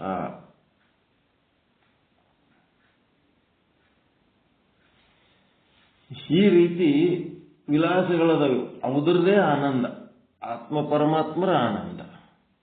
ಶುದ್ಧ ಬ್ರಹ್ಮ ಏನದನ ಈ ಆತ್ಮ ಪರಮಾತ್ಮರಿಗೆ ಮೀರಿದವನು. ಅವನ ಆತ್ಮನೂ ಅಲ್ಲ, ಪರಮಾತ್ಮನೂ ಅಲ್ಲ. ಆತ್ಮ ಪರಮಾತ್ಮ ದ್ವಂದ್ವ ಇದೆ. ಅವ ದ್ವಂದ್ವಾತೀತ, ಅಖಂಡ ಬ್ರಹ್ಮ ಒಬ್ಬನೇ. ಅವನು ಪರಬ್ರಹ್ಮ, ಪರಶಿವ, ಅಲ್ಲಿ ಯಾವ ವ್ಯಾವಹಾರಿಕ ಸತ್ಯನೂ ಇಲ್ಲ, ಪಾರಮಾರ್ಥಿಕ ಸತ್ಯನೂ ಇಲ್ಲ, ಪ್ರಾತಿಭಾಷಿಕ ಸತ್ಯನೂ ಇಲ್ಲ, ಕ್ಷುದ್ರ ಸತ್ಯನೂ ಇಲ್ಲ, ಏನೇನು ಇಲ್ಲದ. ಎಲ್ಲವೂ ತಾನೇ ಆಗಿ ಏನೇನು ಅಲ್ಲದ, ಎಲ್ಲವೂ ತನ್ನಲ್ಲಿದ್ದು ಏನೇನು ಇಲ್ಲದಂತಿರುವಂಥ ಸತ್ಯವಸ್ತು ಶುದ್ಧ ಬ್ರಹ್ಮ. ಅದು ನಮ್ಮ ಅರಿವಿಗೆ ಬರಲ್ಲ. ಆ ಶುದ್ಧ ಬ್ರಹ್ಮನೇ ನಮ್ಮನ್ನು ಅರಿಯುತ್ತಿದ್ದಾನೆ. ಇವ ಪರಮಾರ್ಥ ಸತ್ಯದ ಬಾಗಿಲಿಗೆ ಬಂದಾನ ಅಂತಂದ್ರ ಆ ಕಡೆ ಶುದ್ಧ ಬ್ರಹ್ಮ ಸ್ವರೂಪಕ್ಕೆ ಅವನೇ ಬಂದು ಚಕ್ಕಿಗೆ ಹಾಕೊಂಡು ಕರ್ಕೊಂಡು ಹೋಗ್ಬಿಡ್ತಾನ. ಗೇಟಿನ ತನಕ ಹೋಗ್ಬೇಕಷ್ಟೆ. ಪರಮಾರ್ಥ ಸತ್ಯ ತನಕ ನಮ್ಮದು ಬುದ್ಧಿಯ ವಿಲಾಸ ಅಲ್ಲಿ ತನಕ ಹೋಗ್ತದ. ಆಮೇಲೆ ಮುಂದೆ ತಾನೇ ಆ ಕಡೆ ಏನಾಗಬೇಕು ಅದು ತಾನೇ ಆಗ್ತದೆ. ಹಿಂಗೆ ತಿಳ್ಕೊಂಡು ಈಗ ಬಾಧ ಮಾಡ್ಕೋಬೇಕು ಅಂತಂದ್ರೆ ಅವುಗಳ ಮೂಲ ಸ್ವರೂಪವನ್ನು ತಿಳ್ಕೊಂಡು ಮೂಲ ವಸ್ತುವನ್ನು ನೋಡೋದು ಕಲ್ತೇವೆ ಅಂದ್ರೆ ಅದು ಬಾಧ ಆಗಿಬಿಡ್ತದ. ಈಗ ಬ್ರಹ್ಮಾಂಡವನ್ನ ಬಾಧ ಮಾಡಬೇಕು ಅಂತಂದ್ರೆ ಮಡಿಕೆಯನ್ನ ಬಾಧ ಮಾಡಬೇಕು ಅಂತಂದ್ರೆ ಮಣ್ಣು ಅಂತೀರಿ. ಆಭರಣಗಳನ್ನ ಬಾಧ ಮಾಡಬೇಕು ಅಂದ್ರೆ ಚಿನ್ನ ಅಂತೀರಿ. ಹಂಗ ನಿಮ್ಮ ಪಿಂಡಾಂಡವನ್ನ ಬಾಧ ಮಾಡಬೇಕಾದ್ರೆ ಕೂಟಸ್ಥ ಆತ್ಮ ಸಾಕ್ಷಿ ಅಂತ ಏನಂತೀರಲ್ಲ ಅದು ಅನ್ಬೇಕು. ಇಡೀ ಬ್ರಹ್ಮಾಂಡವನ್ನ ಬಾಧ ಮಾಡಬೇಕಾದ್ರೆ ಬ್ರಹ್ಮ ಅನ್ನಬೇಕು. ಬ್ರಹ್ಮನೇ ಬ್ರಹ್ಮಾಂಡವಾಗಿ ತೋರುತ್ತಿದ್ದಾನೆ, ಮಣ್ಣೇ ಮಡಿಕೆಯಾಗಿ ತೋರುತ್ತಿದೆ, ಚಿನ್ನವೇ ತೊಡಿಗೆಯಾಗಿ ತೋರುತ್ತಿದೆ, ಆತ್ಮವೇ ಕೂಟಸ್ಥನೇ ಈ ಪಿಂಡಾಂಡವಾಗಿ ತೋರುತ್ತಿದ್ದಾನೆ. ಸುತ್ತಮುತ್ತ ಏನು ಕಲ್ಲ ಮಣ್ಣ ಏನು ಕಸ ಕಡ್ಡಿ ಎಲ್ಲ ಪ್ರತಿಯೊಂದು ಆ ಬ್ರಹ್ಮನೇ ಈ ಎಲ್ಲ ವಸ್ತುಗಳಾಗಿ ತೋರುತ್ತಿದ್ದಾನೆ. ಇವೆಲ್ಲ ಪ್ರಾಕ್ಟೀಸ್ ಮಾಡಿ ಇಷ್ಟು ಸೂತ್ರ ಮಾಡಿ ಇಷ್ಟು ದಾರಿ ಮಾಡಿ ಕೊಟ್ಟ ಮೇಲೆ ಆ ದಾರ್ಯಾಗ ಹೋಗಿ ಅದರಂಗ ಹೆಜ್ಜೆಗಳಿಟ್ಟು ಆ ದಾರಿ ನಿಮ್ಮ ದಾರಿ ಮಾಡ್ಕೋಬೇಕಲ್ಲ.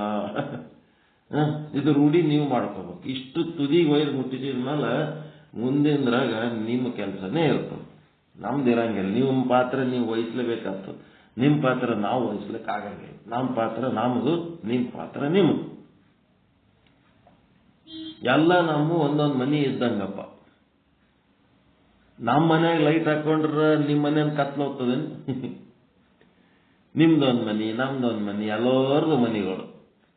ಕರೆಂಟ್ ಕನೆಕ್ಷನ್ ಹೆಂಗ್ ತಗೊಂಡ್ರಿ, ಎಲ್ಲಿ ಆದ್ರಿ, ಮೀಟರ್ ಹೆಂಗ್ ಫಿಟ್ ಮಾಡಿಸಿದ್ರಿ, ವೈರಿಂಗ್ ಯಾರ ಕಡಿದು ಮಾಡಿಸಿದ್ರಿ, ಇವೆಲ್ಲ ಹೇಳಿ ನಿಮ್ಮ ಮನೆಯಾಗ ವೈರಿಂಗು ಕರೆಂಟ್ ಮೀಟರ್ ಎಲ್ಲ ನಿಮಗೆ ಮಾಡ್ಕೊಳಕ ಮಾರ್ಗದರ್ಶನ ಕೊಡ್ತಾನ ಗುರು ಆದವನು. ಬಟನ್ ಹಾಕಿ ಲೈಟ್ ಹಾಕೊಂಡು ಕತ್ತಲೆ ಓಡಿಸೋ ಕೆಲಸ ನಿಮ್ಮದೇ. ಅದು ನಿಮ್ಮ ಮನೆಗೇನು ಬಟನ್ ಹಾಕ್ಲಕ್ಕೆ ಬರ್ತಾನ ಗುರು? ನಿಮ್ಮ ಬಟನ್ ನೀವೇ ಹಾಕೋಬೇಕು. ಹಂಗ ನಮ್ಮ ಮನೆಯೊಳಗಿನ ಬೆಳಕು ಇನ್ನೊಬ್ಬರ ಮನೆಯ ಕತ್ತಲೆಯನ್ನು ಕಳೆಯಲಿಕ್ಕೆ ಸಾಧ್ಯವಿಲ್ಲ. ಗುರುವಿನ ಮನೆ ಗುರುವಿಂದೇ, ಶಿಷ್ಯನ ಮನೆ ಶಿಷ್ಯಂದೇ. ಶಿಷ್ಯನ ಮನೆಗೆ ಬೆಳಕು ಮಾಡ್ಕೋಬೇಕಾದ್ರೆ ಶಿಷ್ಯನ ಲೈಟ್ ಹಾಕೋಬೇಕು, ಗುರುವಿನ ಮನೆ ಬೆಳಕು ಮಾಡ್ಕೋಬೇಕಾದ್ರೆ ಗುರುವಿನ. ಶಿಷ್ಯನ ಮನೆಗೆ ಲೈಟ್ ಅದ ಹೇಳಕ್ಕೆ ಗುರುವಿನ ಮನೆಗೆ ಕತ್ತಲು ಹೋಗಂಗಿಲ್ಲ, ಗುರುಗಳ ಮನೆಗೆ ಬೆಳಕದ ಶಿಷ್ಯನ ಮನೆ ಅಂತ ಕತ್ತಲು ಹೋಗಂಗಿಲ್ಲ. ಅದಕ್ಕೆ ಇಲ್ಲಿ ಬಾಧ ಮಾಡೋದು ಹೆಂಗ? ವಿಚಾರ ಚಂದ್ರೋದಯದ ಪ್ರಕಾರ 3 ರೀತಿಯ ಬಾಧಗಳು.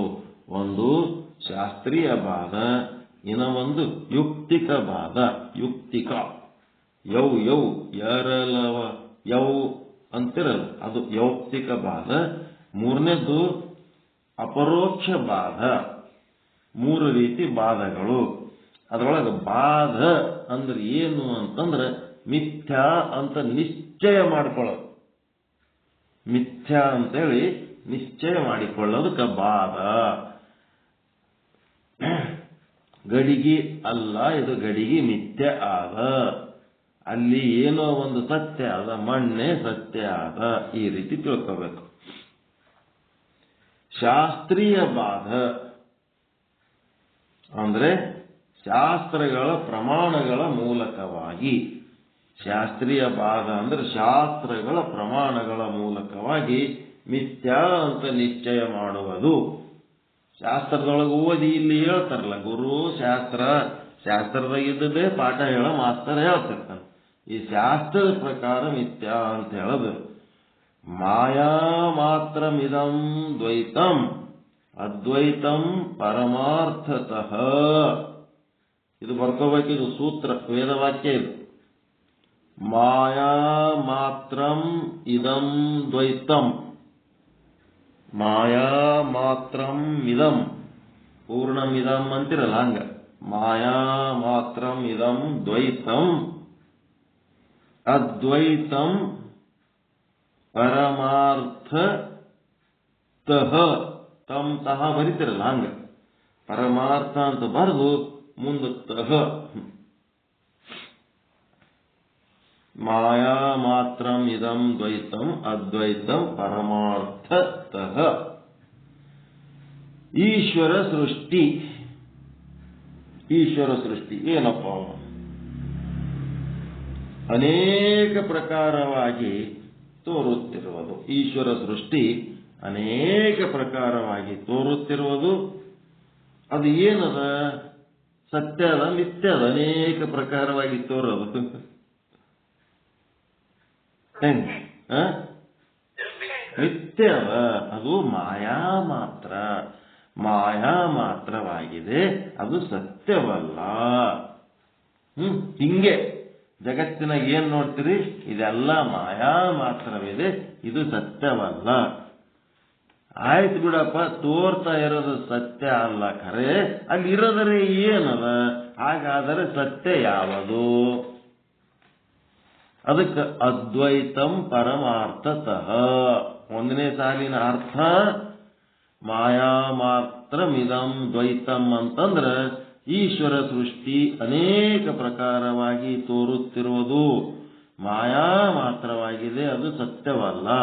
ಹಾಗಾದರೆ ಸತ್ಯ ಯಾವುದು ಅಂತಂದ್ರೆ ಅದ್ವೈತಂ ಪರಮಾರ್ಥತಃ. ಅಂದ್ರೆ ಅದ್ವೈತವೇ ಸತ್ಯ. ಈ ಪ್ರಕಾರವಾಗಿ ಪ್ರಪಂಚವನ್ನ ಮಿಥ್ಯ ಮಾಡಿದರೆ ಅದು ಶಾಸ್ತ್ರೀಯವಾದ. ಅದ್ವೈತ ಅಂದ್ರೆ ಪರಮಾತ್ಮ, ಅಖಂಡ ಬ್ರಹ್ಮ. ಅದ್ವೈತ ಅಂದ್ರೆ ಬೇರೆ ಯಾರು ಅಲ್ಲ, ದೇವರೇ. ಅವನಲ್ಲಿ ಎರಡು ಇಲ್ಲೇ ಇಲ್ಲ, ಒಂದೇ ಅದ. ನಾವು ಅಖಂಡ, ಭೇದ ರಹಿತ, ಅಭೇದ, ಅಖಂಡ. ಅವ ಪರಮಾತ್ಮ ಒಬ್ಬನೇ ಅದನ್ನ, ದ್ವೈತ ಇಲ್ಲೇ ಇಲ್ಲ. ದ್ವೈತ ಸುಳ್ಳು, ಅದ್ವೈತನೇ ಸತ್ಯ. ಈ ಪ್ರಕಾರವಾಗಿ ಪ್ರಪಂಚವನ್ನ ಏನ್ ಮಾಡಬೇಕು? ಮಿಥ್ಯ ಮಾಡಿದರೆ ಅದು ಶಾಸ್ತ್ರೀಯವಾದ. ಇದು ದ್ವೈತ, ಅದ್ವೈತ, ವಿಶಿಷ್ಟಾದ್ವೈತ, ಶಕ್ತಿ ವಿಶಿಷ್ಟಾದ್ವೈತ. ಇದೇನ್ರಿ ಇದು? ಇವೆಲ್ಲ ಮತಗಳಿವು. ಮತ ಅಂತಾರೆ ಇವಕ್ಕೆ, ಮತ. ಒಬ್ಬೊಬ್ಬರದು ಈ ಜಗತ್ತನ್ನು ನೋಡುವ ದೃಷ್ಟಿಕೋನ ಅಷ್ಟೇ. ಜಗತ್ತನ್ನು ನೋಡಿ ತಮ್ಮ ಅನುಭವದ ಪ್ರಕಾರ ತಾವು ಇದು ಹಿಂಗದ ಅಂತ ಹೇಳಿಬಿಟ್ರು. ಅವ್ರ ಶಿಷ್ಯರು ಇದು ಹಿಂಗೆ ಅದ ಅಂತ ಹೇಳ್ಕೋತ ಅದನ್ನೇ ಸಾಧಿಸ್ಕೊತ ಬಂದ್ರು. ಇದು ಮತ. ಈ ಮತ ಬೇರೆ. ಭಗವದ್ಗೀತೆಗೆ ಯಾವದರೆ ಮತ ಅದೇನ ಅಲ್ಲಿ? ಸಿದ್ಧಾಂತ ಶಿಖಾಮಣಿ ಯಾವದರೆ ಮತ ಅದ ಅಲ್ಲಿ?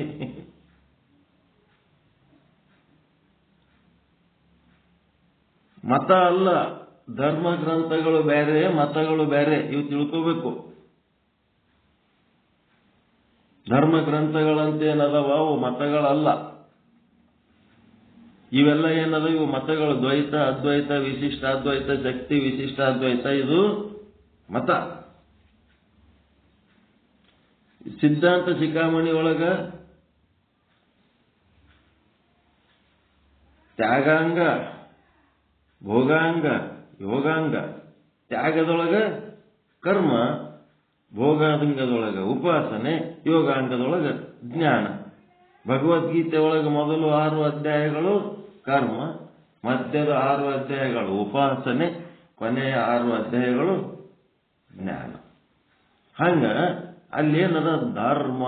ಧರ್ಮ ಅಂದ್ರೆ ಏನಪ್ಪ ಅಂತಂದ್ರೆ, ಇಲ್ಲಿ ನಾನು ನನ್ನ ಧರ್ಮವನ್ನ ಚೆನ್ನಾಗಿ ಪಾಲಿಸ್ಲಕತ್ತೀನಿ ಅಂತೇಳಿ ನೀವು ಮುಂದೆ ಕುಂತೀರಿ. ಏನು ಧರ್ಮ?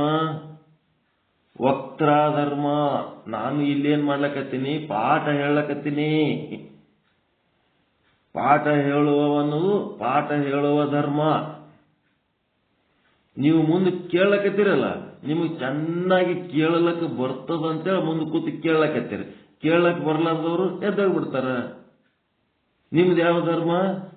ಶ್ರೋತೃ ಧರ್ಮ. ಮುಂದೆ ಕೂತು ಕೇಳೋರು ಶ್ರೋತೃ ಧರ್ಮ. ಪಾಠ ಹೇಳ ಮಾಸ್ತರಂದು ವಕ್ರ ಧರ್ಮ. ಹಂಗ ಪ್ರತಿಯೊಬ್ರು ಹ್ಯಾಂಗಿರ್ಬೇಕು ಅಂತ ಹೇಳದೇ ಧರ್ಮ. ಮತ್ತ ನಾವು ಏನ್ ಅದೀವಿ, ಹ್ಯಾಂಗ ಅದೀವಿ, ಹ್ಯಾಂಗ ಇರ್ಬೇಕಿತ್ತು, ಹಾಂಗಿರ್ಬೇಕಾದ್ರೆ ನಮ್ಮೊಳಗೆ ಇನ್ನೂ ವ್ಯತ್ಯಾಸಗಳು ಏನೇನದವ ತಿಳ್ಕೊಂಡು ಸುಧಾರಣೆ ಮಾಡಿಕೊಂಡು ಆ ವ್ಯತ್ಯಾಸಗಳನ್ನು ಸುಧಾರಣೆ ಮಾಡಿಕೊಂಡು ಆ ಧರ್ಮವನ್ನ ನಾವು ಧಾರಣೆ ಮಾಡುವುದಕ್ಕ ಧರ್ಮ ಧರ್ಮ ಅಂತಾರೆ. ಮಗಂದೊಂದು ಧರ್ಮ, ತಂದಿದೊಂದು ಧರ್ಮ, ಹಿಂಗ ಹಿರಿಯರದೊಂದು ಧರ್ಮ, ಕಿರಿಯರದೊಂದು ಧರ್ಮ. ಇದು ಯಾರ್ಯಾರು ಹೆಂಗಿರ್ಬೇಕು, ಏನೇನಿರ್ಬೇಕು ಅಂತ ಹೇಳೋದು ಧರ್ಮ. ಧರ್ಮ ಬೇರೆ, ಮತ ಬೇರೆ. ಈ ಮತಗಳನ್ನೇ ಧರ್ಮ ಅಂದ್ರೆ ಕನ್ಫ್ಯೂಸ್ ಮಾಡ್ಕೊಂಡ್ಬಿಡ್ತಾರೆ. ಯುದ್ಧ ಮಾಡುವುದಕ್ಕೆ ಕ್ಷತ್ರಿಯನಾದವನು ಬಿಲ್ಲು ಬಾಣ ತಗೊಂಡು ಅಲ್ಲಿ ನನ್ನ ಬಂಧು ಬಳಗದವರದಾರ ಹ್ಯಾಂಗ್ ಹೊಡಿಲಿ ಅಂತಂದ್ರ ನೀ ಕ್ಷತ್ರಿಯ ಆಗಿದಿ. ಧರ್ಮ ಅಧರ್ಮಗಳನ್ನ ಅರ್ಥ ಮಾಡಿಕೊಂಡು ಅಧರ್ಮದ ಪಕ್ಷದಲ್ಲಿ ನಿನ್ನ ಬಂಧು ಒಳಗೆ ಇರಲಿ, ಯಾರೇ ಇರಲಿ, ಹೊಡಿಬೇಕಂದ್ರೆ ಹೊಡಿಬೇಕು. ಈಗ ನೀವು ಪೊಲೀಸರದಿರಪ್ಪ, ಊರ್ ಮಂದಿ ಹಿಡಿದು ಬೆದರಿಸಿ ಸ್ಟ್ರಿಕ್ಟ್ ಮಾಡಿ ಹೆಲ್ಮೆಟ್ ಯಾಕೆ ಹಾಕೊಂಡಿಲ್ಲ, ಲೈಸೆನ್ಸ್ ಎಲ್ಲಿ ಆದ, ಹಂಗಾದ ಹಿಂಗಾದ ಅಂತೇಳಿ ಒಬ್ಬೊಬ್ಬರಿಗೆ ಸೈಡಿಗೆ ಕರೆಸಿ ಉಚ್ಚ ವಹಿಸ್ಬಿಡ್ತೀರಿ, ಅಂಜಿಸ್ಬಿಡ್ತೀರಿ. ಏನ್ ಮಾಡಬೇಕು? ಅದೇ ಸಾಲಿನಾಗ ನಿಮ್ಮ ಮಗ ಬಂದನಂದ್ರೆ ಏನ್ ಮಾಡ್ತೀರಿ? ಅವನೇ ಒಂದ್ ಯಾವ್ದೋ ಕೊಳಕ ಗಾಡಿ ತಗೊಂಡು ಹೆಲ್ಮೆಟ್ ಇಲ್ಲ, ಲೈಸೆನ್ಸ್ ಇಲ್ಲ, ಆ ಟೈಮ್ನೊಳಗ ನಿಮ್ಮ ಪೊಲೀಸ್ ಧರ್ಮ ಏನಾಗ್ತದ ಅವಾಗ? ನಮ್ಮ ರಾಜಕಾರಣಿಗಳೆಲ್ಲ ಅದೇ ಸಗಣಿ ತಿಲ್ಲಕತ್ತಾರ. ಮುಖ್ಯಮಂತ್ರಿ ಮಗನಿಗೆ ಮುಖ್ಯಮಂತ್ರಿ ಮಾಡ್ಬೇಕಂತನ, ಪ್ರಧಾನಮಂತ್ರಿ ಮಾಡ್ಬೇಕಂತನ, MLA ಮಗನಿಗೆ MLA ಮಾಡ್ಬೇಕಂತನ, ME ಮಗನಿಗೆ MA ಮಾಡ್ಬೇಕಂತನ. ಆ ಕತ್ತೆ ಕೋಣಗಳಿಗೆ ಅಯೋಗ್ಯರಿಗೆ ತಮ್ಮದೊಂದು ರಕ್ತ ಸಂಬಂಧದ ಒಂದೇ ಒಂದು ಕಾರಣಕ್ಕ ಅದನ್ನು ಮಾಡ್ಲಕ್ಕೆ ಹೋಗಿ ಅಯೋಗ್ಯರಿಗೆಲ್ಲ ಈ ದೊಡ್ಡ ದೊಡ್ಡ ಕುರ್ಚಿ ಮೇಲೆ ಕುಂದಿರಿಸ್ಬಿಟ್ಟಾರ.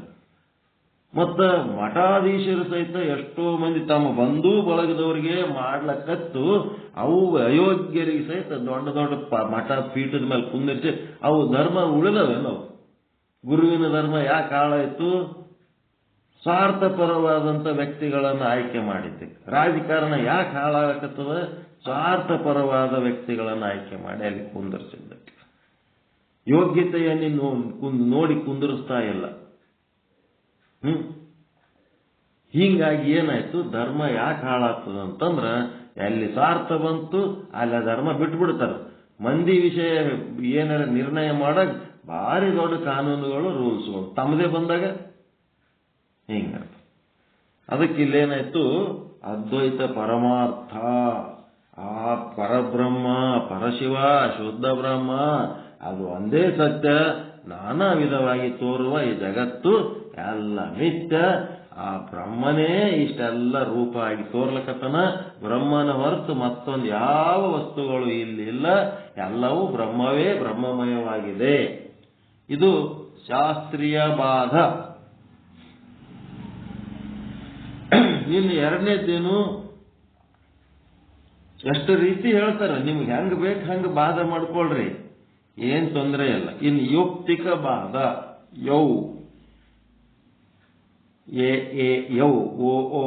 ಹೆಂಗಂತೀರಿ ಹಂಗ. ಯೌಕ್ತಿಕ ಬಾಧ ಅಂದ್ರೆ ಯುಕ್ತಿಯಿಂದ ಪ್ರಪಂಚದ ಮಿಥ್ಯಾ ಅಂತ ತಿಳ್ಕೊಳ್ಳೋದು, ಪ್ರಯತ್ನ ಮಾಡಿ ತಿಳ್ಕೊಳ್ಳೋದು ಯುಕ್ತಿಯಿಂದ. ಶಾಸ್ತ್ರೀಯ ಬಾಧದಕ್ಕ ಸೂತ್ರ ನೆನ್ಪಿಟ್ಕೋತೀರ? ಮಾಯಾ ಮಾತ್ರಮಿದಂ ದ್ವೈತಂ ಅದ್ವೈತಂ ಪರಮಾರ್ಥತಃ.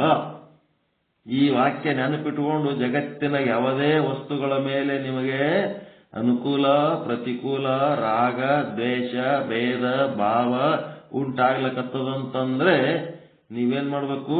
ಮಾಯಾ ಮಾತ್ರ ಮಿದಂ ದ್ವೈತಂ ಅದ್ವೈತಂ ಪರಮಾರ್ಥತಃ. ಇದು ಓಂ ನಮಃ ಶಿವಾಯ ಅಂದಂಗ ಈ ಜಗತ್ತನ್ನ ನೋಡ್ಬೇಕಾದ್ರೆ ಬಾಧ ಮಾಡಿ ನಿಮಗೆ ಪರಮಾನಂದ ಪಡ್ಕೋಬೇಕಾದ್ರೆ ಈ ಸೂತ್ರ ಮರೆಯಂಗಿಲ್ಲ ನೀವು. ಈ ಯುಕ್ತಿಕ ಬಾಧದೊಳಗೆ ಏನ್ ಹೇಳ್ತಾನ? ಕನಕ ಕುಂಡಲ ನ್ಯಾಯದಂತೆ. ಯುಕ್ತಿಯಿಂದ ಪ್ರಪಂಚವನ್ನ ಮಿಥ್ಯಾ ಅಂತ ತಿಳಿದುಕೋಬೇಕಾದ್ರೆ ಕನಕ ಕುಂಡಲ ನ್ಯಾಯದಂತೆ. ಕನಕ ಶಬ್ದ ಬೇರೆ, ಕುಂಡಲ ಶಬ್ದ ಬೇರೆ. ನಾಮ ಭೇದವಿದೆ, ರೂಪ ಭೇದವಿದೆ. ಕನಕ ಬಂಗಾರ ಕುಂಡಲ ಆಭರಣ. ಈಗ ಕನಕ ಅಂದ್ರೆ ಬಂಗಾರದ ಕುಂಡಲ ಕಿವಿಗೆ ಹಾಕೊಳ್ಳೋ ಕರ್ಣಕುಂಡಲಗಳು ಮತ್ತೆ ಆಭರಣ. ಈಗ ಮಗಿ ಅನ್ನೋದು ಎರಡಕ್ಷರ. ಮಗಿ ಅಂದ್ರೆ ಎರಡಕ್ಷರದ ನಾಮ. ಏನದು ಮಗಿ? ಮತ್ತು ಪರ್ಯಾಣ ಮಣ್ಣಿಂದ ಅದ ಇಲ್ಲ, ಮೂರಕ್ಷರದ ನಾಮ. ವ್ಯತ್ಯಾಸ ಅದ, ಹೆಸರುಗಳ ನಾಮದಲ್ಲಿ ಚೇಂಜ್ ಅದಾವ. ಎರಡರ ರೂಪ ಭೇದ ಅದ, ನಾಮ ಭೇದ ಅದ. ಒಂದ್ ಹೆಸರು ಎರಡಕ್ಷರದಿರ್ಬೋದು, ಒಂದ್ ಹೆಸರು ಮೂರಕ್ಷರದಿರ್ಬೋದು. ಏನಿದ್ರು ಸಹಿತ ಎರಡಕ್ಷರ ಮೂರಕ್ಷರ ಅಂದ್ರೆ ನಾಮಭೇದ ರೂಪಭೇದ ಆದ ಅಂತಂದ್ರೆ ಕ್ರಿಯಾಭೇದನು ಇರ್ಬೋದು. ಒಂದ್ರಾಗ ಕ್ರಿಯಾಭೇದ ಅಂದ್ರೇನು? ಮಗಿ ಒಳಗೆ ಏನ್ ತರ್ತೀರಿ? ಸಣ್ಣ ಮಡಿಕೆ ಒಳಗ ನೀರ ಮಜ್ಜಿಗೆ ತಗೊಂಡ್ಬರ್ತೀರಿ. ಪರ್ಯಾಣ ಅಂದ್ರೆ ಗಂಗಾಳ, ಊಟ ಮಾಡೋದು ಮಣ್ಣಿನ ಗಂಗಾಳ ಪರ್ಯಾಣ. ಪರ್ಯಾಣದಾಗ ನೀರ್ ತರ್ತೀರ, ಗಡಿಗೆ ಒಳಗೆ ನೀರು ತರ್ತೀರಿ. ಪರ್ಯಾಣದಾಗ ಏನ್ ಮಾಡ್ತೀರಿ? ಊಟ ಮಾಡ್ತೀರಿ. ಹಂಗದು ಏನದ? ಕ್ರಿಯಾಭೇದನೂ ಅದ.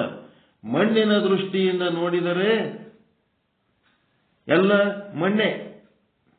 ಮಗಿನೂ ಮಣ್ಣೆ, ಮಡಿಕೆನೂ ಮಣ್ಣೆ, ಪರ್ಯಾಣನೂ ಮಣ್ಣೆ, ಎಲ್ಲ ಮಣ್ಣೆ. ಎರಡಕ್ಷರದಿದ್ರು ಮಣ್ಣೆ, ಮೂರಕ್ಷರ. ಮಗಿ ಅಂತ ಅನ್ನೋದು ಎರಡಕ್ಷರ ಹೆಸರದ, ಅದು ಮಣ್ಣೆ. ಪರ್ಯಾಣ ಅಂತ ಹೇಳಿ ಮೂರಕ್ಷರದದ, ಮಡಿಕೆ ಅಂತ ಮೂರಕ್ಷರದದ, ಮತ್ತಿನ್ನೇನೋ ಅಕ್ಷರ ಇದ್ರು ಎಲ್ಲ ಮಣ್ಣೆ. ಮಣ್ಣಿಗೆ ಬೇರೆ ಬೇರೆ ಹೆಸರು ಕೊಟ್ಟಾರಷ್ಟೇ. ನಾಮ ರೂಪ ಕ್ರಿಯೆಗಳಲ್ಲಿ ಭೇದ. ಪ್ರಪಂಚವು ಭೇದಮಯವಾಗಿದೆ. ಹೆಣ್ಣು ಗಂಡು, ಗಿಡ ಮರ, ನೀರು ಬೆಂಕಿ, ಅನೇಕ ಭೇದಗಳಿದ್ದರೂ ಅವೆಲ್ಲ ಒಂದೇ ಬ್ರಹ್ಮವಾಗಿವೆ. ಹಂಗ ಈಗ ಕನಕ ಅಂದ್ರು ಬಂಗಾರೆ, ಕುಂಡಲ ಅಂದ್ರ ಕನಕ ಕುಂಡಲ ಅಂತಂದ್ರೆ ಕುಂಡಲ. ಆಭರಣ ಅಂದ್ರೆ ಬಂಗಾರ ಅಲ್ಲ, ಆಭರಣನೂ ಬಂಗಾರೆ. ಆಭರಣ ಬಂಗಾರ ಬಿಟ್ಟದ ಏನ್ರಿ? ಬಂಗಾರ ಅಂದ್ರು ಬಂಗಾರೆ, ಆಭರಣ ಅಂದ್ರು ಬಂಗಾರೆ. ಹೌದಾ ಇಲ್ಲ? ಅದ್ವೈತಂ ಅದ್ವೈತಂ ಪರಮಾರ್ಥತಃ. ಬಂಗಾರ ಬಿಟ್ಟು ಮತ್ತೇನಿಲ್ಲ. ಮಗಿ ಅಂದ್ರು ಒಂದೇ, ಪರ್ಯಾಣ ಅಂದ್ರು ಒಂದೇ. ನಾಮ ರೂಪ ಕ್ರಿಯೆಗಳು ಬೇರೆ ಅದಾವ, ಆದ್ರೆ ಅಲ್ಲಿರೋದು ಒಂದೇ ವಸ್ತು ಅದ. ಹೀಗಾಗಿ ಗಂಡು ಹೆಣ್ಣು ಗಿಡ ಮರ ನೀರು ಬೆಂಕಿ ಏನೆಲ್ಲ 84 ಲಕ್ಷ ಜೀವರಾಶಿಗಳು, ಪಂಚಮಹಾಭೂತಗಳು, ಮತ್ತೆ ಅವುಗಳನ್ನು ಬೆರೆಸಿ ಆದಂತ ವಸ್ತು ಪ್ರಪಂಚ ಎಲ್ಲ ಅನೇಕ ಭೇದಗಳಿದ್ದರೂ ಕೂಡ ಒಂದೇ ಬ್ರಹ್ಮವಾಗಿದೆ. ಬ್ರಹ್ಮ ಬೇರೆ ಇಲ್ಲವೇ ಇಲ್ಲ. ಯತ್ರ ಯತ್ರ ಮನೋವ್ಯಾಪಿ ತತ್ರ ತತ್ರ ಬ್ರಹ್ಮ ದರ್ಶನಂ. ಎಲ್ಲೆಲ್ಲಿ ನಿಮ್ಮ ಮನಸ್ಸು ಕಣ್ಣು ಹರಿತದ, ದೃಷ್ಟಿ ಹರಿತದ, ಅಲ್ಲೆಲ್ಲ ಬ್ರಹ್ಮನೇ ಅದನ. ಬ್ರಹ್ಮ ಬಿಟ್ಟು ಮತ್ಯಾರೂ ಇಲ್ಲ. ಎತ್ತ ನೋಡಿದರತ್ತ ನೀನೇ ದೇವ. ಎಲ್ಲಿ ನೋಡಿದ್ರಲ್ಲಿ ನೀನೇ ಅದಿ ಪರಮಾತ್ಮ. ಯುಕ್ತಿಯಿಂದ ಮಿಥ್ಯಾ ಅಂತ ನಿಶ್ಚಯ ಮಾಡುವುದು ಯುಕ್ತಿಕ ಭಾಗ. ಈ ರೀತಿ ಏನು ನೀವು ಪ್ರಯತ್ನ ಮಾಡಿ ನೋಡ್ಬೇಕಪ್ಪ. ನಿಮ್ಮ ಮನಸ್ಸು ಎಲ್ಲಿ ಹರಿತದ ಅದನ್ನ ಬ್ರಹ್ಮ ಅಂತ ನೋಡ್ಬೇಕು. ಏನು ನೀವು ನೋಡೋ ಬ್ರಹ್ಮನನ್ನ ನಾನು ನೋಡ್ಲಕ್ಕಾಗ್ತದ? ನಿಮ್ಮ ದೃಷ್ಟಿಕೋನದಿಂದ ನಾನು ನೋಡ್ಲಕ್ಕಾಗ್ತದ? ಎತ್ರ ಎತ್ರ ಮನೋವ್ಯಾಪಿ ಅಂದ್ರೆ ನಿಮ್ಮ ದೃಷ್ಟಿ, ಮನಸ್ಸು ಕಣ್ಣು ದೃಷ್ಟಿ ಎಲ್ಲೆಲ್ಲಿ ಹರಿತದ ಎಲ್ಲಾ ದೃಶ್ಯ ಬ್ರಹ್ಮವೇ ಅಂತ ತಿಳ್ಕೋಬೇಕು. ತತ್ರ ತತ್ರ ಬ್ರಹ್ಮ ದರ್ಶನಂ. ಎಲ್ಲ ನೀನೇ ದೇವ. ಯುಕ್ತಿಯಿಂದ ಮಿಥ್ಯಾ ಅಂತ ನಿಶ್ಚಯ ಮಾಡುವುದಕ್ಕೆ ಯುಕ್ತಿಕ ಬಾಧ ಅಂತಾರೆ. ಶಾಸ್ತ್ರ ಪ್ರಮಾಣಗಳಿಂದ ಮಿಥ್ಯಾ ಅಂತ ನಿಶ್ಚಯ ಮಾಡಿದರೆ ಶಾಸ್ತ್ರೀಯ ಬಾಧ ಅಂತಾರೆ. ಇನ್ನೇನದ ಅಪರೋಕ್ಷ ಬಾಧ. ಅಪರೋಕ್ಷ ಬಾಧ ಅಂದ್ರೆ ದೇಹವೇ ನಾನು ಎನ್ನುವುದು ಅಪರೋಕ್ಷವಾಗಿದೆ. ಬೆಕ್ಕದಾದ್ರೂ ದೇಹ ನಾನು ಅನ್ನೋದು ಬಿಡ್ಲಕ್ಕಾಗಂಗೆ ಇಲ್ಲ. ಪರ್ಫೆಕ್ಟ್ ಆಗಿದೆ ನಮಗದು. ಈ ಅಪರೋಕ್ಷವಾದ ಭ್ರಮೆಯು ಅಪರೋಕ್ಷವಾಗಿರತಕ್ಕಂಥ ಬ್ರಹ್ಮಜ್ಞಾನದಿಂದಲೇ ನಾಶವಾಗುತ್ತದೆ. ಮೃಗಜಲ ಅಪರೋಕ್ಷವಾಗಿ ಕಣ್ಣಿಗೆ ಕಾಣಿಸಿದರೂ ಕೂಡ ಜನರು ಮಿಥ್ಯಾ ಅಂತ ತಿಳಿದುಕೊಳ್ಳುತ್ತಾರೆ. ಕಣ್ಣಿಗೆ ಕಾಣಿಸ್ಲಕ್ಕತ್ತದ, ವ್ಯಾವಹಾರಿಕವಾಗಿಯೇ ಕಣ್ಣಿಗೆ ಈ ನೀರು ಹೆಂಗ್ ಕಾಣಿಸ್ತದ ಆ ನೀರ್ನು ಹಂಗೆ ಕಾಣ್ಲಕ್ಕತ್ತದ. ಆದ್ರೂ ಅದನ್ನ ಮಿಥ್ಯಾ ಅಂತ ತಿಳ್ಕೊತಾರ. ಆದರೆ ಮೃಗಜಲವನ್ನ ಮೃಗಜಲ ಅಂತ ಯಾಕಂದ್ರು ಅದು ಯಾರಿಗೆ ಸತ್ಯ ಅದ? ಮೃಗಜಲ ಯಾರಿಗೆ ಸತ್ಯ ಅದರಿ? ಮೃಗಗಳಿಗೆ ಸತ್ಯ ಅದ. ಈ ಜಗತ್ತು ಯಾರಿಗೆ ಸತ್ಯ ಅನ್ನಿಸ್ತದಂದ್ರ ಮೃಗಗಳಿಗೆ ಸತ್ಯ ಅನ್ನಿಸ್ತು, ಪ್ರಾಣಿಗಳಿಗೆ. ಅದಕ್ಕೆ ಮೃಗಜಲ ತಿಟ್ಟರವರು ವೇದಾಂತಿಗಳು ಬಹಳ ಬೆರಕೆ ಬೈಯದ್ರಾಗ ದನಗಳು ಅಂತ ಅನ್ನೋದ್ರ ಬದಲಿ ಸಿಟ್ಟು ಬರ್ತದಂತ ಮೃಗಜಲ ಅಂತಿಟ್ಟು ಆ ಮೃಗಜಲ ಮೃಗಗಳಿಗೆ ಸತ್ಯ ಇದ್ದಂಗ ಈ ಬ್ರಹ್ಮಾಂಡ ಪಿಂಡಾಂಡ ಜಗತ್ತು ಎಲ್ಲ ಯಾರಿಗೆ ಸತ್ಯ ಅದಂದ್ರ ಯಾರಿಗೆ ಸತ್ಯ ಅನ್ನಿಸ್ತದ ಅವರಿಗೆ ಮೃಗಗಳು ಅಂದ್ಬಿಟ್ರು ಕಲಾ. ಅದಕ್ಕೆ ಮೃಗಜಲವು ಅಪರೋಕ್ಷವಾಗಿ ಕಣ್ಣಿಗೆ ಕಾಣಿಸಿದರೂ ಕೂಡ ಜನರು ಅಂದ್ರೆ ಮನುಷ್ಯರು ಏನಂತಾರ ಮಿಥ್ಯಾ ಅಂತ ತಿಳ್ಕೊತಾರೆ. ತಿಳಿದವರು ತಿಳಿಲಾರದು ಮೃಗಗಳಿಗೆ ಮೃಗಗಳು ಏನದ ಅದೇ ಮೃಗಜಲವನ್ನ ಕಂಡು ಮೃಗಗಳು ಕುಡಿಯಲೇ ಹೋಗುತ್ತವೆ. ಅದನ್ನು ನೀರು ಕುಡಿಲಿಕ್ಕೆ ಹೋಗ್ತವೆ. ಅವು ಸತ್ಯ ಅಂತ ತಿಳಿದುಕೊಂಡಿರುತ್ತವೆ. ಹೌದಾ? ಮೃಗಜಲ ಈಗ ನಾವು ಲೌಕಿಕ ಸಂಬಂಧಗಳು ಸಂಪತ್ತುಗಳು ಅವು ನಾವು ಸತ್ಯ ಅಂತ ತಿಳ್ಕೊಂಡು ಅವುಗಳಿಂದ ನಮಗ ಸುಖ ಆಗ್ತದ ಅಂತ ನೀವು ತಿಳ್ಕೊಂಡಿದ್ರೆ ಏನಂತದು ಯಾರ ಲೆಕ್ಕದಾಗ ಗೊತ್ತೀವಿ? ಏನಾಗಿರ್ತೀವಿ? ಮೃಗಗಳಾಗಿರ್ತೀವಿ. ಮೃಗಜಲವನ್ನು ಕುಡಿಯಲು ಹೋದ ಮೃಗಗಳಷ್ಟೇ. ಮಿಥ್ಯವಾದ ಮೃಗಜಲವನ್ನ ಮೃಗಗಳು ಸತ್ಯ ಅಂತ ನಿಶ್ಚಯ ಮಾಡುತ್ತವೆ. ಆದರೆ ಜ್ಞಾನಿಗಳು ಮಿಥ್ಯಾ ಅಂತ ನಿಶ್ಚಯ ಮಾಡುತ್ತಾರೆ. ಜಗತ್ತು ವಾಸ್ತವಿಕವಾಗಿ ಮಿಥ್ಯವಾಗಿದ್ದರೂ ಕೂಡ ಅಜ್ಞಾನಿಗಳಿಗೆ ಮೃಗಗಳಿಗೆ ಅದು ಸತ್ಯ ಅಂತ ತೋರುತ್ತದೆ. ಬ್ರಹ್ಮಜ್ಞಾನಿಗಳಿಗೆ ಬ್ರಹ್ಮಜ್ಞಾನದಿಂದಲೇ ಜಗತ್ತಿನ ಬಾಧವಾಗುತ್ತದೆ. ಬ್ರಹ್ಮಜ್ಞಾನಿಗಳಿಗೆ ಬ್ರಹ್ಮಜ್ಞಾನದಿಂದಲೇ ಈ ಜಗತ್ತಿನ ಬಾಧವಾಗ್ತದ. ಎಲ್ಲರಿಗೂ ಜಗತ್ ಸತ್ಯನೇ ಅನಿಸ್ತಿರ್ತದೆ. ಸತ್ಯ ಅನಿಸಿದ್ದಕ್ಕೆ ಇಷ್ಟು ಸಮಸ್ಯೆ ಆಗ್ಲಿಕ್ಕತ್ತದ. ಇದಕ್ಕೆ ಬ್ರಹ್ಮಜ್ಞಾನದಿಂದಲೇ ಬಾಧವಾಗ್ತದ. ಮತ್ತೆ ಚನ್ನ ಬಸವೇಶ್ವರರು ಬರ್ಲಕತ್ತಾರೆ. ಇದ್ರಾಗ ಒಂದು ವಚನ ಅವ. ಆ ವಚನ ವಿಶ್ಲೇಷಣೆಗೆ ಸ್ವಲ್ಪ ಫ್ರೆಶ್ ಇದ್ದಾಗ ಹೇಳಿದ್ರೆ ಚೆನ್ನಾಗಿ ಕೂಡ್ತದ. ಟೈಮ್ನು ಆಗ್ಯದ ಅಂತೇಳಿ ಇವತ್ತಿನ ಪಾಠ 3 ರೀತಿಯ ಬಾಧಗಳು ಹೇಳಿ ಆಯ್ತು. ಯಾವುದ್ಯಾವುದು? ಶಾಸ್ತ್ರೀಯ ಬಾಧ, ಯುಕ್ತಿಕ ಬಾಧ, ಅಪರೋಕ್ಷ ಬಾಧ.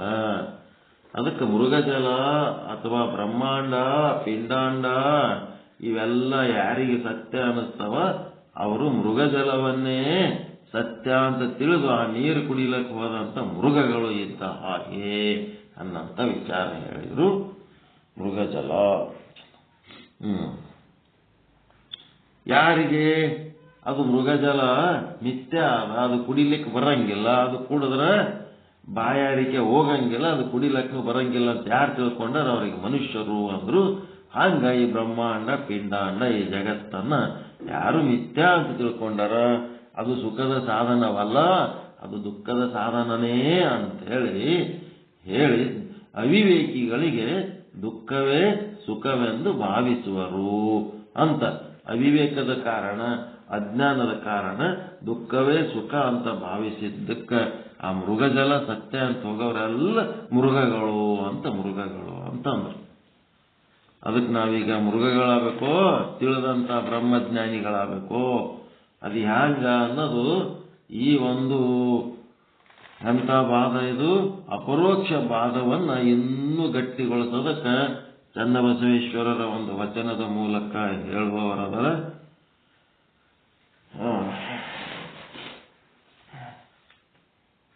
ಅದು ವಿಶ್ಲೇಷಣೆ ನಾಳೆ ಮಾಡೋಣ. ಬ್ಯೂಟಿಫುಲ್ ವಚನ ಅದು. ಪಾಠ ತಪ್ಪಿಸ್ಬೇಡ್ರಿ, ಎಲ್ಲ ಪ್ರಾಕ್ಟಿಕಲ್ ನೋಡೋದು. ಈಗ ಥಿಯರಿ ಅಲ್ಲ, ಪ್ರಾಕ್ಟಿಕಲ್ ಪಾಠಗಳದವ, ಬಹಳ ಆನಂದ ಕೊಡೋಂಥವು ಇರ್ತವೆ. ಆದಷ್ಟು ಪಾಠ ತಪ್ಪಿಸ್ಬೇಡ್ರಿ. ಅದು ಲಿಂಕ್ ಚೇಂಜ್ ಮಾಡಿ ನಾನು ನಿನ್ನೆ 4 ಗಂಟೆ ಪಾಠಕ್ಕೆ ಕಲ್ಯಾಣಪ್ಪರ್ ಲಿಂಕ್ ಚಾಲು ಮಾಡ್ಕೊಂಡು ಕೂತೀನಿ. ಆ ಕಲ್ಯಾಣಪ್ಪರ್ ಲಿಂಕ್ನಾಗ ಇಲ್ಲ, ಆಮೇಲೆ ನನ್ನ ಲಿಂಕ್ ಅದ ಅಂತೇಳಿ ಮತ್ತೆ 4 ಗಂಟೆ ಪಾಠಕ್ಕೆ ನಾನು ಲಿಂಕ್ ಚಾಲು ಮಾಡಿದೆ. ಆ ಲಿಂಕ್ನಾಗ ಶಿವರಾಜಪ್ಪ ಒಬ್ಬರೇ ಕೂತ್ಬಿಟ್ಟಾರ, ಗೊತ್ತಾಗಲ್ಲ.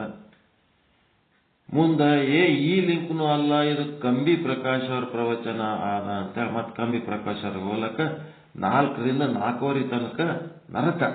ಯಾರೂ ಜಾಯಿನ್ ಆಗಿರ್ಲಲ್ಲಪ್ಪ, ಏನಾಯ್ತಿದು ಹೆಂಗಲ್ಲ. ಅಲ್ಲಿ ನೋಡಿದ್ರೆ ಎಲ್ಲರೂ ಅವ್ರು ಕಂಬಿ ಪ್ರಕಾಶ್ ಅವ್ರ ಟೀಮ್ನಾಗ. ಹಿಂಗ ಅದಕ್ಕೆ ಸ್ವಲ್ಪ ಒಬ್ರು ಯಾರೇ ಈ ಶುಕ್ರವಾರ ಶನಿವಾರ ಚೇಂಜಸ್ ಬಗ್ಗೆ ಒಂದು ಸಣ್ಣ ನೋಟಿಸ್ ಕೊಡ್ಬೇಕು. ಇವತ್ತು ಇಂಥವ್ರ ಲಿಂಕ್ನಾಗ ಜಾಯಿನ್ ಆಗ್ರಿ ಅಂತೇಳಿ ಹೇಳಂತ ಕೆಲಸ ಆಗ್ಬೇಕು. ಆದ್ರೆ ಒಂದ್ ಸ್ವಲ್ಪ ಗೊತ್ತಾಗ್ತದೆ. ಇಲ್ಲಾಂದ್ರೆ ಯಾವ್ದು ಬೇಕಾದ್ರೆ ಲಿಂಕ್ ತೆಕ್ಕೊಂಡು ನೋಡಿಕೆ ಏನಾಯ್ತಪ್ಪ ನಂಗೆ ಆಗ್ಬಿಡ್ತದ. ಏನೋ ಆಗಿ ಕಡಿಗೆ ಕಂಬಿ ಪ್ರಕಾಶ್ ಅವರು ಅದ್ಭುತ ಬಹಳ ಚಂದ ಆಯ್ತ್ರಿ ಪಾಠ. ಆನಂದ ಆಯ್ತು, ಬಹಳ ಸಂತೋಷ ಆಯ್ತಪ್ಪ. ಆದ್ರ ಸಮಯ ಬಹಳ 2 ತಾಸು ಹೇಳಕತ್ತಾರಲ್ಲ, ಶ್ರಮ ಬಹಳ ಆಯ್ತು ಅಂತ ನನಗನ್ನಿಸ್ತು. ಯಾಕಂದ್ರೆ ಅವರು ಆರಾಮ ಇಲ್ಲ, ಅವ್ರು ಹೇಳೋ ಹುರುಪಿನಾಗ ಹೇಳ್ತಾರೆ.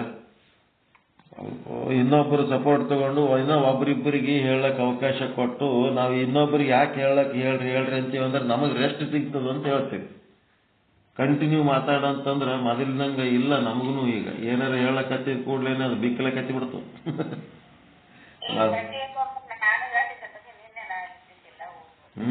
ಏನಾರ ಒಂದ್ ಸ್ವಲ್ಪ ಸಪೋರ್ಟ್ ತಗೊಂಡು ಮಧ್ಯದಲ್ಲಿ ಹೇಳಿಕೆ ಮತ್ತೆ ಬೇಕಿದ್ರೆ ಇನ್ನೊಂದ್ ಸ್ವಲ್ಪ ಅವರೇ ಹೇಳಲ್ಬೇಕ.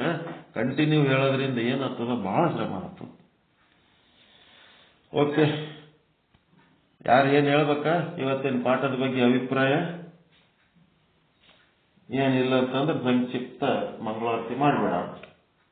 ಇವತ್ತಿನ ಒಂದು ಬೋಧನೆಯಲ್ಲಿ ಸದ್ಗುರುಗಳು ಭಾಗಗಳನ್ನ ಹೇಳಿದ್ರು. ಯೌಕ್ತಿಕ ಭಾಗ, ಶಾಸ್ತ್ರೀಯ ಭಾಗ ಮತ್ತು ಅಪರೋಕ್ಷ ಭಾಗ. ಯೌಕ್ತಿಕ ಭಾಗಗಳ ಉದಾಹರಣೆ ಕನಕ ಕುಂಡಲ ನ್ಯಾಯದಂತೆ ಅಂತ ಹೇಳಿ ಕ್ರಮವಾಗಿ ಹೋಗ್ರಿ. ಕ್ರಮ ಯಾಕೆ ಬಿಡ್ತೀರಿ? ಫಸ್ಟ್ ಇಂದ ಯಾವ್ದು ಯುಕ್ತಿಕ ಭಾಗ ಹೇಳಿವ? ಕ್ರಮದಿಂದ ಹೋಗ್ರಿ. ಶಾಸ್ತ್ರ ಹೇಳ್ರಿ.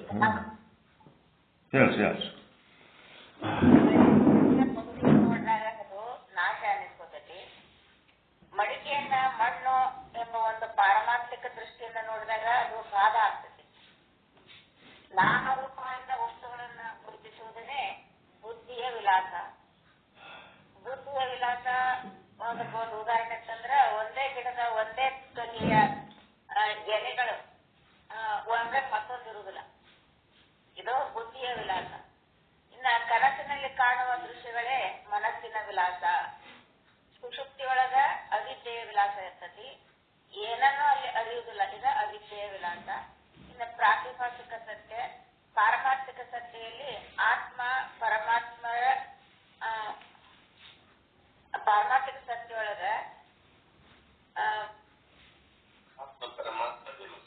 ಆತ್ಮ ಪರಮಾತ್ಮರ ವಿಲಾಸ ಇರ್ತೈತಿ.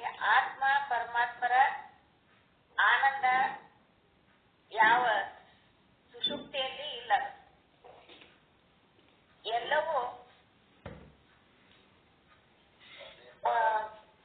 ಮಣ್ಣ ಮಡಿಕೆಯಾಗಿ ತೋರ್ತಾ ಐತಿ. ತೋರ್ತಿತ್ತು ಮಾಯಾ ಮಾತ್ರವಾದದ್ದಾಗೈತಿ. ಅದು ಸತ್ಯ ಪುಷ್ಟಿ. ಅದ್ವೈತಂ ಪಾರಮಾರ್ಥ, ಪರಮಾತ್ಮ ಒಬ್ಬನೇ ಸತ್ಯವಾಗಿದ್ದಾನ ಅನ್ನೋದನ್ನ ಇಲ್ಲೊಂದು ನಮಗ ವ್ಯಾಖ್ಯವನ್ನು ಕೊಟ್ರು. ಇನ್ನ ಶಾಸ್ತ್ರೀಯ ಭಾಗ ಇದು ಮಾಯಾ ಮಾತ್ರಮಿದಂ, ನಾಮ ರೂಪ ಕ್ರಿಯೆಯಿಂದ ಭೇದ ಇದ್ರು ಈ ನಾಮದಿಂದ ಅಂದ್ರ ಗಡಿಕಿ ಪರ್ಯಾಣ ಹಿಂಗ ನಾಮ ಬೇರೆ ಬೇರೆ ಅದಾವ, ಆದ್ರ ಅದು ಮಣ್ಣನ ಐತಿ. ಇನ್ನ ರೂಪದಿಂದ ಭಾಗ ಅಂತಂದ್ರ ಗಡಿಗೆ ತುಂಡಗೈತಿ, ಪರ್ಯಾಣ ಅಗಲವಾಗೈತಿ. ಹಿಂಗ ರೂಪದಿಂದ ಬೇರೆ ಇದ್ರು ಅದು ನೋಡೋದು ಇರುದು ಮಣ್ಣ ಐತಿ. ಇನ್ನು ಕ್ರಿಯೆಯಿಂದ ಭೇದ ಅಂತಂದ್ರ ಅದು ಗಡಿಗೆ ನೀರ್ ತರಕ್ ಉಪಯೋಗ ಆಗ್ತೈತಿ, ಪರ್ಯಾಣ ಊಟ ಮಾಡಕ್ ಉಪಯೋಗ ಆಗ್ತೈತಿ. ಹಿಂಗ ಕ್ರಿಯೆಯಿಂದ ಭೇದ ಇದ್ರು ಈ ಎಲ್ಲ ನಾಮ ರೂಪ ಕ್ರಿಯೆಯಿಂದ ಭೇದ ಇದ್ರು ಅದು ಇರುದು ಮಣ್ಣ ಐತಿ. ಯತ್ರ ಯತ್ರ ಮನೋವ್ಯಾಪಿ ತತ್ರ ತತ್ರ ಬ್ರಹ್ಮ ದರ್ಶನಂ. ಹಂಗ ಎಲ್ಲಿ ನೋಡಿದ್ರು ಆ ಬ್ರಹ್ಮನ ಐತಿ. ಎಲ್ಲಾ ವಸ್ತುಗಳು ಆ ಬ್ರಹ್ಮನೇ ಎಲ್ಲ ವಸ್ತುಗಳಾಗಿ ತೋರ್ತಾ ಇದ್ದಾನ ಅಂತೇಳಿ ಇಲ್ಲಿ ಜಗತ್ತನ್ನ ಭಾಗ ಮಾಡುದು. ಇನ್ನ ಯುಕ್ತಿಯಿಂದ ನಿಶ್ಚಯ ಮಾಡೋದು, ಭಾಗ ಮಾಡೋದು. ಅಪರೋಕ್ಷ ಅಂತಂದ್ರ ಭ್ರಾಂತಿಯು ಅಪರೋಕ್ಷ ಜ್ಞಾನದಿಂದನ ಭಾಗ ಆಗ್ತೈತಿ. ಭ್ರಾಂತಿ ಅಪರೋಕ್ಷ ಜ್ಞಾನದಿಂದನ ಇದು ಅಪರೋಕ್ಷ ಭಾಗ ಭೇದನಿರ್ತೈತಿ. ಅದು ಅಂತ ಭ್ರಾಂತಿ ಅಪರೋಕ್ಷ ಜ್ಞಾನದಿಂದನ ಭಾಗ ಆಗ್ತೈತಿ. ಅಪರೋಕ್ಷ ಜ್ಞಾನಕ್ಕ ಅಪರೋಕ್ಷದ ಅಜ್ಞಾನಕ್ಕ ಅಪರೋಕ್ಷದ ಜ್ಞಾನದಿಂದನ ಭಾಗ ಆಗ್ತೈತಿ ಅಂತ ಹೇಳಿ ಇವತ್ತ ತಿಳಿಸ್ಕೊಟ್ರು. ಹಿಂಗ ನಾವು ಭಾಗವನ್ನ 3 ಪ್ರಕಾರವಾಗಿ ಮಾಡಬಹುದು. ಮತ್ತೆ ತಮ್ಮ ಅಭಿಪ್ರಾಯ ತಿಳಿಸ್ತೀವಿ.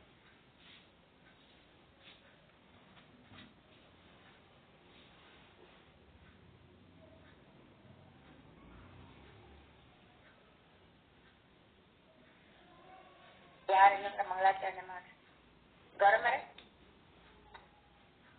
ಮಾಡಿ ಮಂಗಳಾಚರಣೆ. ಆರುತಿಯನ್ನು ಬೆಳಗುವೇನು ಪೀತಾಂಬರಜಿಗೆ, ಪಂಡಿತ ಪೀತಾಂಬರಜಿಗೆ, ಸರ್ವಶಾಸ್ತ್ರ ಬಲ್ಲ ಮಹಾ ಸರ್ವಜ್ಞ ಮೂರ್ತಿಗೆ, ಬಾಲಬೋಧ ಶ್ರೀಚಂದ್ರೋದಯ ರಚಿಸಿದಾತನಿಗೆ, ವಿಚಾರ ಸಾಗರ ಇಂಗಿತ ತಿಳಿಸಲು ಟಿಪ್ಪಣಿ ಬೋಧಿಪಗೆ, ವೃತ್ತಿ ಪ್ರಭಾಕರ ಸಾರವನರಿತ ಪರತರ ಪಂಡಿತಗೆ, ವೃತ್ತಿ ರತ್ನಾವಳಿ ಕೃತಿಯನ್ನು ಪ್ರಕಟಿಪ ಮಹಾಮಹಿಮನಿಗೆ, ಸಂಸ್ಕೃತ ವರಿಯರ ಸಾಧಕ ಜನರಿಗೆ ಕರುಣೆಯ ತೋರಿದವಗೆ, ಪಂಚದಶಿ ಮಹಾಗ್ರಂಥವ ಹಿಂದಿ ಭಾಷೆಯೊಳ ಬರೆದವಗೆ, ಬಂದ ಮೂಲ ಅಜ್ಞಾನವ ಕಳೆದ ಸದ್ಗುರುದೇವರಿಗೆ, ತಂದನಾದ ಗುರುನಾಥಗೆ ಒಲಿಸ ಗುರು ಶಿವಾನಂದರಿಗೆ, ಆರುತಿಯನ್ನು ಬೆಳಗುವೇನು ಪೀತಾಂಬರಜಿಗೆ, ಪಂಡಿತ ಪೀತಾಂಬರಜಿಗೆ, ಸರ್ವಶಾಸ್ತ್ರ ಬಲ್ಲ ಮಹಾ ಸರ್ವಜ್ಞ ಮೂರ್ತಿಗೆ, ಸರ್ವಜ್ಞ ಮೂರ್ತಿಗೆ. ಓಂ ಚೈತನ್ಯಂ ಶಾಶ್ವತಂ ಶಾಂತಂ ವ್ಯೋಮಾತೀತಂ ನಿರಂಜನಂ ನಾದಬಿಂದು ಕಲಾತೀತಂ ತಸ್ಮೈ ಶ್ರೀ ಗುರುವೇ ನಮಃ. ಓಂ ಪೂರ್ಣಮದಃ ಪೂರ್ಣಮಿದಂ ಪೂರ್ಣಾತ್ ಪೂರ್ಣಮುದಚ್ಯತೆ ಪೂರ್ಣಸ್ಯ ಪೂರ್ಣಮಾದಾಯ ಪೂರ್ಣಮೇವಾವಶಿಷ್ಯತೆ. ಓಂ ಶಾಂತಿ ಶಾಂತಿ ಶಾಂತಿ. ಪರಮಾನಂದ ಪ್ರಾಪ್ತಿ ಭವ, ಸರ್ವ ದುಃಖ ನಿವೃತ್ತಿ ಭವ, ಇಷ್ಟಾರ್ಥ ಸಿದ್ಧಿರಸ್ತು, ಯಶಸ್ವಿ ಭವ ಯಶಸ್ವಿ ಭವ. ಓಂ ಶಾಂತಿ ಶಾಂತಿ ಶಾಂತಿ. ಎಲ್ಲ ಗುರುಗಳಿಗೂ ಶರಣು ಶರಣಾರ್ಥಿ.